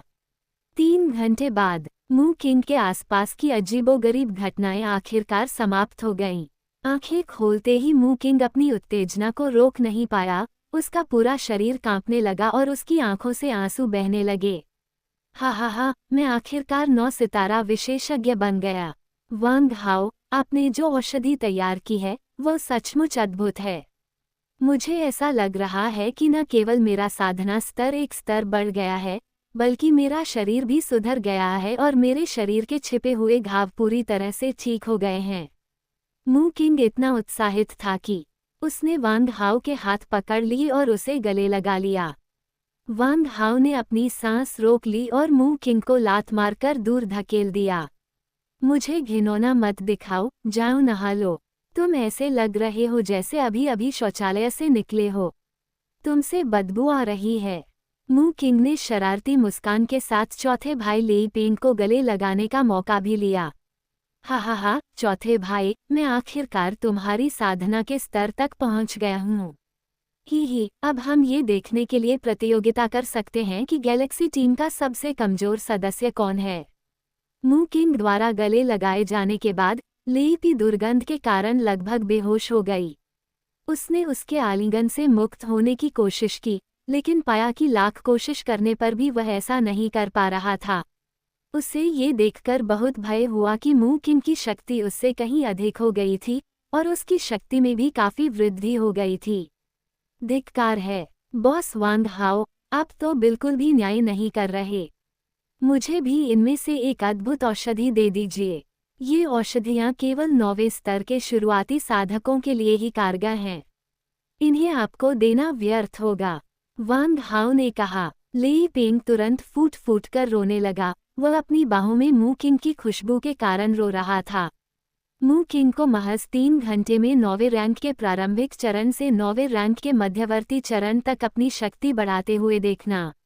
बूढ़ा सू इतना सदमे में था कि वो काफी देर तक बोल नहीं पाया, लेकिन मन ही मन वो बुदा रही थी। ये क्या मास्टर वांग हाओ को 3 गुना कीमत देना बहुत कम नहीं है। ये कम से कम 5 गुना होनी चाहिए। लाल वस्त्रधारी दुल्हन। सामान्यतः स्वर्गीय तारा अमृत के प्रयोग से प्रारंभिक स्तर 9 से मध्यवर्ती स्तर 9 तक पहुंचने में कम से कम 24 घंटे लगते हैं और इसके लिए एक विशेषज्ञ की सहायता आवश्यक होती है। अन्यथा औषधि के तीव्र प्रभावों के कारण नाड़ियों में गड़बड़ी और शरीर में विस्फोट होने का खतरा रहता है। हालांकि वांग हाओ के हेवनली स्टार स्पिरिट लिक्विड का प्रभाव अधिक शक्तिशाली है, लेकिन ये स्वभाव में हल्का है। इसके लिए किसी मानवीय सुरक्षा की आवश्यकता नहीं होती और उपचार का समय घटकर मात्र 3 घंटे रह जाता है। बूढ़े सू को उस क्षण अपनी उत्तेजना को व्यक्त करने के लिए सही अभिव्यक्ति या शब्दों का प्रयोग करना ही नहीं आ रहा था और वह केवल मन ही मन आह भर सकता था कि वह बूढ़ा हो रहा है। अरे, अब हम बूढ़े लोगों के रिटायर होने का समय आ गया है। ब्रह्मांड का भविष्य आप युवाओं के हाथों में है। ये टिप्पणी करने के बाद ओल्ड सू ने वांग हाओ से बात की। वांग हाओ, तुमने जो दिव्य आध्यात्मिक द्रव बनाया है वह असाधारण है। अगर इसका बड़े पैमाने पर उत्पादन हो सके तो आकाशगंगा में रहने वाली मानव जाति बड़ी संख्या में शीर्ष विशेषज्ञों को जन्म देगी। यह आकाशगंगा के भविष्य की समृद्धि के लिए अत्यंत महत्वपूर्ण है। मुझे आशा है कि इस प्रकार का औषधि और तुम्हारे द्वारा बनाई गई सभी उच्च श्रेणी की औषधियाँ भविष्य में अन्य जातियों को नहीं बेची जाएंगी। मैं तुम्हारी ओर से आकाशगंगा संघ के उच्च अधिकारियों से तुम्हारे लिए सबसे अनुकूल कीमत और सुविधाएं दिलवा सकता हूँ। जब तक यह आकाशगंगा के प्रभाव क्षेत्र में है, तुम वांग हाओ संघ के 72 संतों के समान ही उच्च स्तरीय सुविधाएं प्राप्त कर सकते हो। वास्तव में मैं अपने कुछ पुराने मित्रों के साथ मिलकर तुम्हें 73वें संत के पद पर पदोन्नत करवाने के लिए आवेदन करूंगा। मुझे आशा है कि तुम मेरे नेक इरादों को निराश नहीं करोगे। क्या? लेई पेंग और मू किंग ने लगभग एक साथ कहा, और यहाँ तक कि आमतौर पर कम बोलने वाले कियांगे भी चौंक गए और उन्हें पसीना आने लगा। फेडरेशन के 72 संतों के समान दर्जा, ऐसा गौरव सचमुच अविश्वसनीय है। सभी लोग वांग हाओ की ओर देख रहे थे, उनके दिल उत्साह से भरे हुए थे। अपने किसी मित्र को आकाशगंगा का भावी महान राजा बनते देखना एक ऐसा सम्मान है जिसके बारे में वे जीवन भर अपनी आने वाली पीढ़ियों को गर्व से बता सकते हैं। ये कहना झूठ होगा कि वांग हाओ इस समय उत्साहित नहीं थे, लेकिन उन्होंने थोड़ी सी उत्तेजना दिखाई और फिर खुद को संभाल लिया। वांग हाओ का प्रदर्शन देखकर ओल्ड सू ने वांग हाओ के रवैये की और भी अधिक प्रशंसा की। भले ही वह कई वर्षों से एक उच्च पद पर रहे हों और लंबे समय से प्रसिद्धि और धन के प्रति उदासीन हो चुके हों, फिर भी शायद वह इस बात की गारंटी नहीं दे पाएंगे कि अगर उन्हें युवावस्था में उसी स्थिति का सामना करना पड़ता तो वह वांग हाओ से बेहतर प्रदर्शन कर पाते। 15 मई बस आने ही वाली है। मुझे उम्मीद है कि मैं 515 रेड एनवेल्प रैंकिंग में ऊपर चढ़ने के अपने प्रयासों को जारी रख पाऊंगी, और 15 मई को मैं अपने पाठकों को रेड एनवेल्प उपहार देकर और अपने काम का प्रचार करके उन्हें धन्यवाद दे सकूंगी। हर छोटी मदद मायने रखती है, और मैं निश्चित रूप से और भी ज्यादा अपडेट करूंगी। _7sh स्टॉप्ड अध्याय 628 पृथ्वी स्तरीय मिशन। एल्डर सू, मैं आपकी विनती बिना शर्त मान सकता हूँ। मैं तो स्वर्गीय तारा आत्मा तरल को परिष्कृत करने की विधि भी बिना शर्त गैलेक्टिक फेडरेशन को सौंप सकता हूँ। लेकिन सुर्खियों में आना, फेडरेशन का 73वां संत बनना, इसमें मेरी बिल्कुल भी दिलचस्पी नहीं है। मैं सादगी भरा जीवन जीना पसंद करता हूँ। मुझे इस तरह की जांच पड़ताल और चापलूसी बिल्कुल पसंद नहीं है। इसलिए मैं इस प्रस्ताव को बिना किसी संकोच के अस्वीकार करता हूँ। आशा है आप समझ सकते हैं। वांग हाओ का व्यक्तित्व कुछ उदासीन है और वह ज्यादा दिखावा करना पसंद नहीं करता। उसे इस बात में कोई दिलचस्पी नहीं है कि वह 73वां संत बन सकता है या नहीं। उसकी एकमात्र इच्छा मार्शल आर्ट में सर्वोच्च स्थान प्राप्त करना, मार्शल आर्ट के शिखर पर पहुंचना और शिखर पर खड़े होकर नीचे सभी पहाड़ों को देखने के लुभावने दृश्य का आनंद लेना था। असीम ब्रह्मांड की सीमाओं पर छिपे रहस्यों का अन्वेषण करें और जीवन के विकास के परम रहस्यों को उजागर करें। उन्हें अपनी प्रसिद्धि, प्रतिष्ठा, रुतबे या धन में बिल्कुल भी दिलचस्पी नहीं थी। वो इन सभी चीजों को मार्शल आर्ट के सर्वोच्च लक्ष्य और जीवन के अंतिम विकास की खोज में बाधा नहीं बनने देगा। ठीक है, चूंकि आप जिद कर रहे हैं, मैं आपको मजबूर नहीं करूंगा। आपका जो भी फैसला हो, कृपया याद रखें कि आप आकाशगंगा की मानव जाति के सदस्य हैं। मुझे आशा है कि आप हर हाल में आकाशगंगा की मानव जाति के भविष्य में अपना योगदान देंगे। पृथ्वीवासियों की एक वरिष्ठ पीढ़ी के रूप में युवा पीढ़ी से मेरी यही एकमात्र अपेक्षा है। बिल्कुल, एल्डर सू, भले ही आपने यह न कहा हो, मैं एक पृथ्वीवासी होने के अपने गौरव को कभी नहीं भूलूंगा, और न ही मैं ये भूलूंगा कि मैं मानव जाति का सदस्य हूँ। ठीक है, ये सुनकर मुझे राहत मिली। ... बूढ़े और जवान आदमी खुशी खुशी बातें कर रहे थे। दोनों को ऐसा लग रहा था मानो वे जीवन में बहुत देर से मिले हों। शेष 11 वस्तुओं को एल्डर सू को सौंपने के बाद वांग हाओ को कुल 6 मिलियन योगदान अंक प्राप्त हुए। साथ ही 10 मिलियन योगदान अंकों से अधिक मूल्य की विभिन्न बहुमूल्य सामग्री भी प्राप्त हुई। इन सामग्रियों की मदद से वांग हाओ मध्यम श्रेणी या उच्च श्रेणी के 9 सितारा स्वर्गीय तारा आत्मा तरल पदार्थ का शोधन शुरू कर सकता है। इस तरह गैलेक्सी टीम की ताकत को अल्पकाल में 9वें स्तर के शिखर तक पहुंचाया जाएगा। हालांकि मध्यम श्रेणी या यहाँ तक कि उच्च श्रेणी के 9 सितारा स्वर्गीय तारा आत्मा तरल को परिष्कृत करने के लिए एक प्रमुख घटक, स्वर्गीय तारा घास, अभी भी गायब है। ये पदार्थ प्रतिबंधित है और इसे केवल हीरो सिटी में ही बेचा जा सकता है। यहाँ तक कि स्टाररी स्काई सोसाइटी के शाखा प्रमुख एल्डर सू को भी इसे रखने का कोई अधिकार नहीं है। प्यारी और नखरीली पत्नी, आखिरकार ताकत बढ़ाने वाली उच्च श्रेणी की औषधीय जड़ी बूटियां अन्य शक्तिशाली जातियों के बीच भी बेहद दुर्लभ हैं। इससे भी महत्वपूर्ण बात यह है कि आकाशगंगा बहुत कमजोर है और उसके पास दुर्लभ और बहुमूल्य सामग्रियों पर अधिकार के लिए उन शक्तिशाली और प्राचीन जातियों के साथ प्रतिस्पर्धा करने के लिए कोई आधार या आत्मविश्वास नहीं है। इसलिए वांग हाओ के पास आज्ञाकारी रूप से हीरो सिटी के व्यापारिक हॉल में जाकर स्वर्गीय तारा घास खरीदने के अलावा कोई विकल्प नहीं था। हालांकि वांग हाओ के लिए निराशा की बात यह थी कि उसने कल जो स्टार ग्रास खरीदा था वह हीरो सिटी में आखिरी बैच था और उसके सब खरीदने के बाद वह अब स्टॉक से बाहर हो गया था। आजकल बेहतरीन किस्म की स्वर्गीय तारा घास तो दूर की बात है, साधारण निम्न श्रेणी की स्वर्गीय तारा घास भी कहीं नहीं मिलती। आखिरकार ऐसे बहुमूल्य प्राकृतिक खजाने दुर्लभ होते हैं और एक बार जब वे प्रकट हो जाते हैं तो कई शक्तिशाली कबीले अनिवार्य रूप से उनके लिए होड़ करेंगे। हालांकि लगन का फल अवश्य मिलता है। हीरो सिटी के मिशन हॉल में वांग हाओ ने एक मिशन संदेश देखा। टीम मिशन दक्षिणी क्षेत्र में 1800 ट्रिलियन प्रकाश वर्ष दूर एक प्राचीन खंडहर की खोज की गई है। यह एक प्राचीन संप्रदाय का स्थल है और इसमें बहुमूल्य औषधीय जड़ी बूटियां, अमृत, दिव्य हथियार और प्राचीन साधना तकनीकें मौजूद हैं। हम अब समान विचारधारा वाले व्यक्तियों की तलाश कर रहे हैं जो मिलकर इस खंडहर की खुदाई कर सकें। खोजे गए खजाने का 50% हिस्सा आपका होगा। प्रतिभागियों की संख्या की कोई सीमा नहीं है, आप अपनी टीम बना सकते हैं। इस जीजी ने वांग हाओ का ध्यान आकर्षित किया, खासकर इसलिए क्योंकि जारी की गई कुछ छवियों और सामग्रियों से स्पष्ट रूप से संकेत मिलता है कि किसी ने इस खंडहर में बड़ी संख्या में तियानेक्सिंग जड़ी बूटियां खोजी हैं। 10 लाख साल से भी अधिक पुराने प्राचीन खंडहरों में स्थित औषधीय क्षेत्र निश्चित रूप से लाखों साल पुरानी उच्च श्रेणी की या यहाँ तक कि पवित्र श्रेणी की आध्यात्मिक जड़ी बूटियों का उत्पादन करेंगे। ये दुर्लभ और बहुमूल्य सामग्रियां वांग हाओ के लिए एक घातक आकर्षण रखती थीं। हे, बिल्कुल सही समय पर मिला अच्छा मौका। मुझे बस इस बात की चिंता थी कि मेरे पास मध्यम श्रेणी के 9 स्टार हेवनली स्टार एलिक्सिर को परिष्कृत करने के लिए उच्च श्रेणी की हेवनली स्टार ग्रास नहीं है।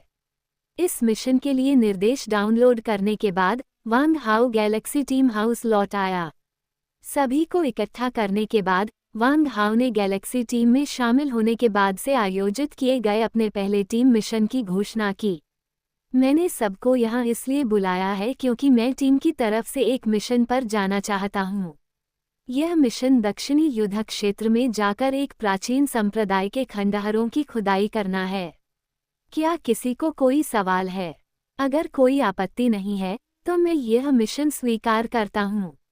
बोलते समय वांग हाओ ने वर्चुअल स्क्रीन का उपयोग करके सभी को मिशन का विवरण दिखाया।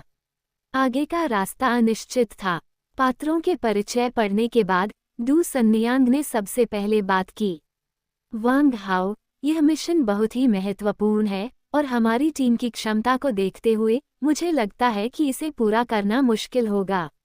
इसके अलावा मैंने इस मिशन के बारे में जानकारी जुटाई है और पता चला है कि पिछले हफ्ते 16 टीमों ने इस पर प्रयास किया था, जिनमें से 15 टीमें खाली हाथ लौट आईं, जबकि एक टीम पूरी तरह से खत्म हो गई। हम आम तौर पर इस तरह के मिशन को मौत का मिशन कहते हैं। उच्च जोखिम, अनिश्चित पुरस्कार और पूरी टीम के खत्म होने की संभावना। मेरा सुझाव है कि हम इसे छोड़ दें। हीरो सिटी द्वारा जारी किए गए मिशन 4 स्तरों में विभाजित हैं: स्वर्ग, पृथ्वी, काला और पीला। स्वर्ग स्तर के मिशन सबसे कठिन होते हैं, जबकि पीले स्तर के मिशन सबसे आसान होते हैं। जब से डू सानियांग ने गैलेक्सी टीम की कमान संभाली है, तब से उसने जितने भी मिशन हाथ में लिए हैं, वे सभी येलो लेवल मिशन रहे हैं और उसने कभी भी उच्च स्तरीय जुबान लेवल मिशन को छुआ तक नहीं है। जब वांग हाओ पहुंचे तो उनके नेतृत्व में आई टीम का पहला काम एक प्रीफेक्चर स्तरीय मिशन था, जिससे सभी के लिए तालमेल बिठाना मुश्किल हो गया। डू सानियांग की राय सभी की सर्वसम्मति थी। सामान्य तौर पर स्टार टीम लीडरबोर्ड पर शीर्ष 1000 टीमें ही पृथ्वी स्तरीय मिशनों को अंजाम देने का साहस करती हैं। गैलेक्सी टीम जैसी टीम के लिए, जो हमेशा सबसे निचले पायदान पर रही है, ये तो अकल्पनीय है। चौथा भाई लेई पेंग आमतौर पर बहुत बातूनी होता है, लेकिन इस बार वह असामान्य रूप से शांत था। पांचवें भाई मू किंग ने कहा, कैप्टन, पृथ्वी स्तरीय मिशन बहुत कठिन है। यहाँ तक कि शीर्ष 1000 सुपर टीमें भी खतरे में हैं। मुझे लगता है कि हमें कुछ कम जोखिम वाले पीले स्तर के मिशनों पर ही ध्यान देना चाहिए। वांग हाओ ने कभी उम्मीद नहीं की थी कि मिशन के लिए उनके पहले प्रस्ताव का सभी ने सर्वसम्मति से विरोध किया होगा। यह मिशन हमारी गैलेक्सी टीम के लिए बेहद महत्वपूर्ण है। बची हुई 16 टीमों में से 15 टीमें जीवित हैं, जिसका मतलब है कि इस मिशन में मृत्यु दर इतनी अधिक नहीं थी। भाग्य साहसी लोगों का साथ देता है। अगर हम अन्य शक्तिशाली टीमों द्वारा छोड़े गए टुकड़ों को ही उठाते रहे, तो हमारी गैलेक्सी टीम कब एक दुर्जय शक्ति बन पाएगी, जो 40,000 मजबूत टीमों में से अलग होकर शीर्ष 100 सुपर टीमों में से एक बन सके।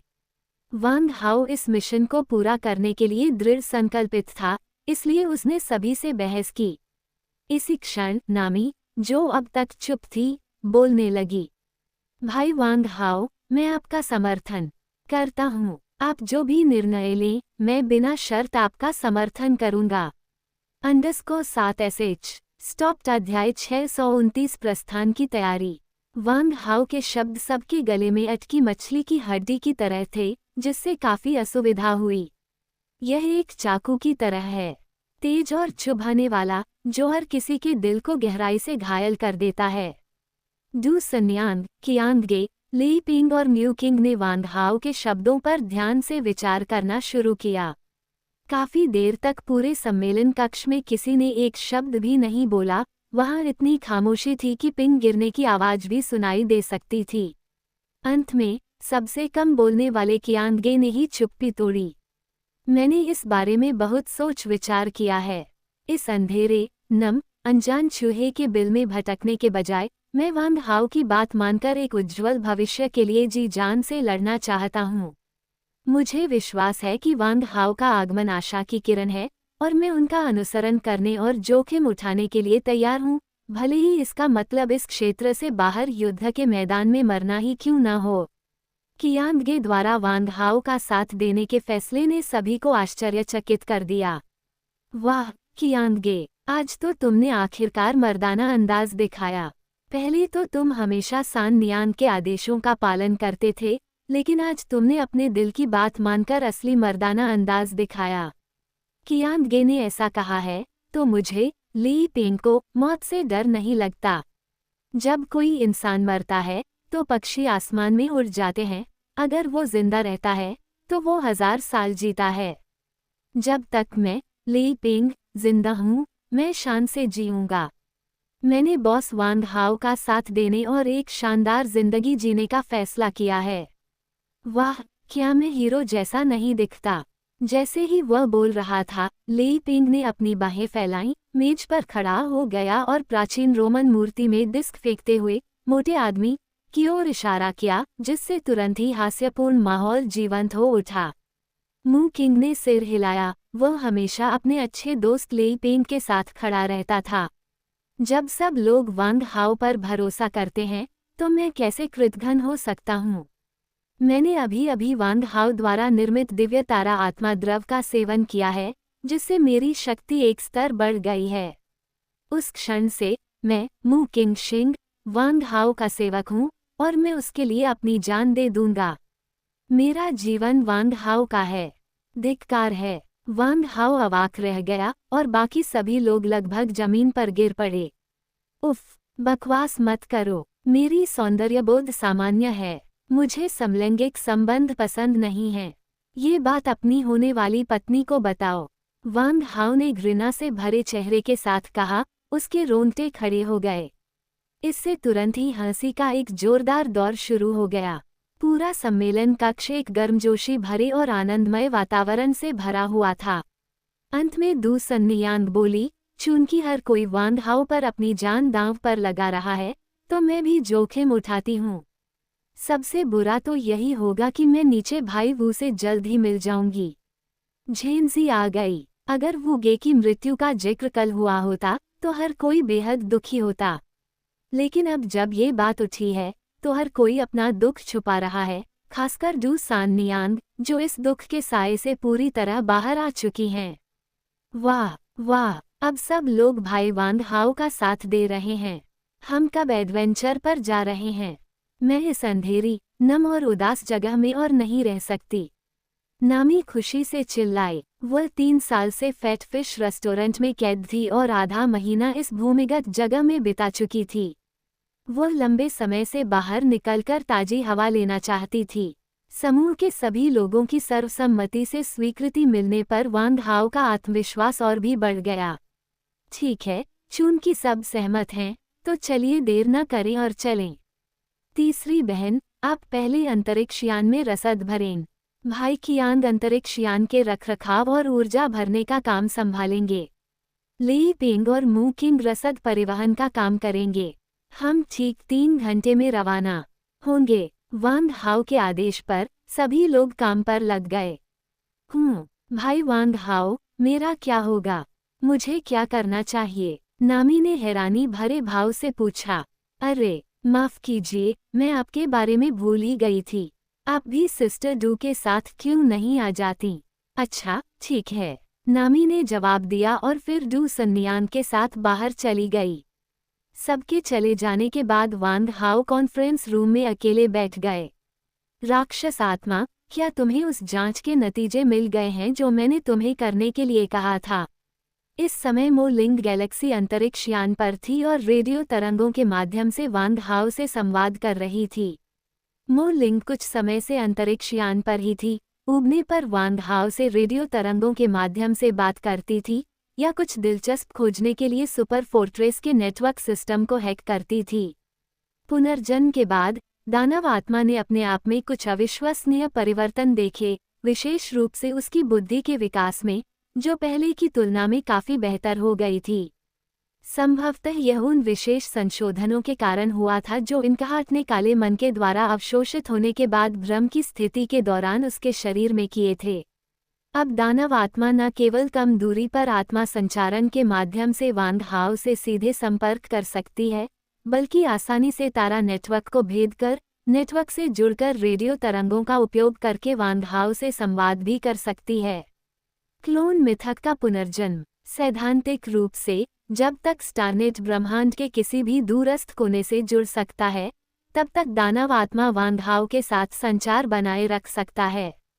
इसके अलावा, जैसे जैसे दानव आत्मा ने स्टारनेट के बारे में अधिक सीखना जारी रखा, वह इसके नियंत्रण से अधिकाधिक परिचित होती गई, धीरे धीरे एक हैकर की तरह बन गई, जो जानकारी तक पहुंचने के लिए कुछ प्रणालियों और डेटाबेस में स्वतंत्र रूप से घुसपैठ करने में सक्षम थी।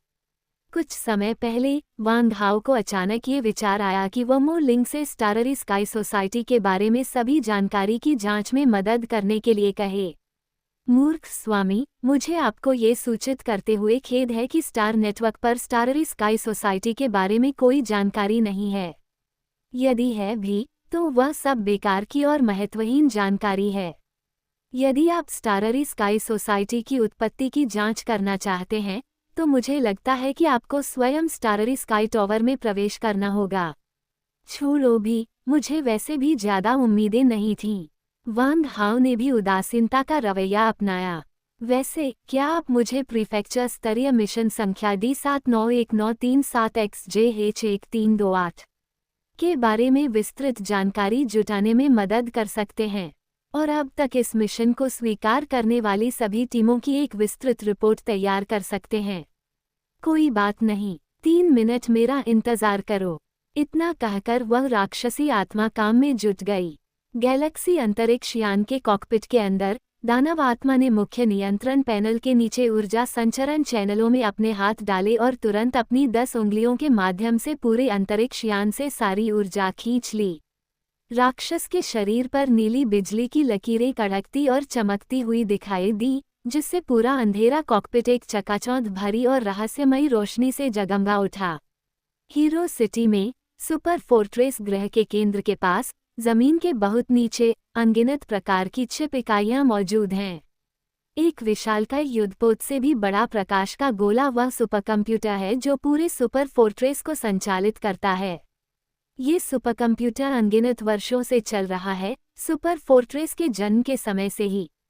ये सुपरकंप्यूटर एक छोटे तारे से भी कहीं अधिक चमकदार है। इसकी विकराल गणना शक्ति पूरे सुपर किले की हथियार प्रणालियों, आसपास के सभी इलेक्ट्रॉनिक उपकरणों और सभी निकटवर्ती तारामंडलों के अंतरतारकीय नेटवर्क डेटा कनेक्शनों को संचालित करती है। इससे पूरा ग्रह बिना किसी मानवीय हस्तक्षेप के संचालित हो पाता है। सुपर कंप्यूटर बस एक करके आदेश जारी कर सकता है। ये कहा जा सकता है कि पूरे सुपर फोर्ट्रेस द्वारा बनाए गए सभी आदेश, मिशन जारी करने की प्रणाली, युद्ध योग्यता प्रणाली, योगदान प्रणाली आदि को पर्दे के पीछे इस सुपरकंप्यूटर द्वारा नियंत्रित किया जाता है। _7SH stopped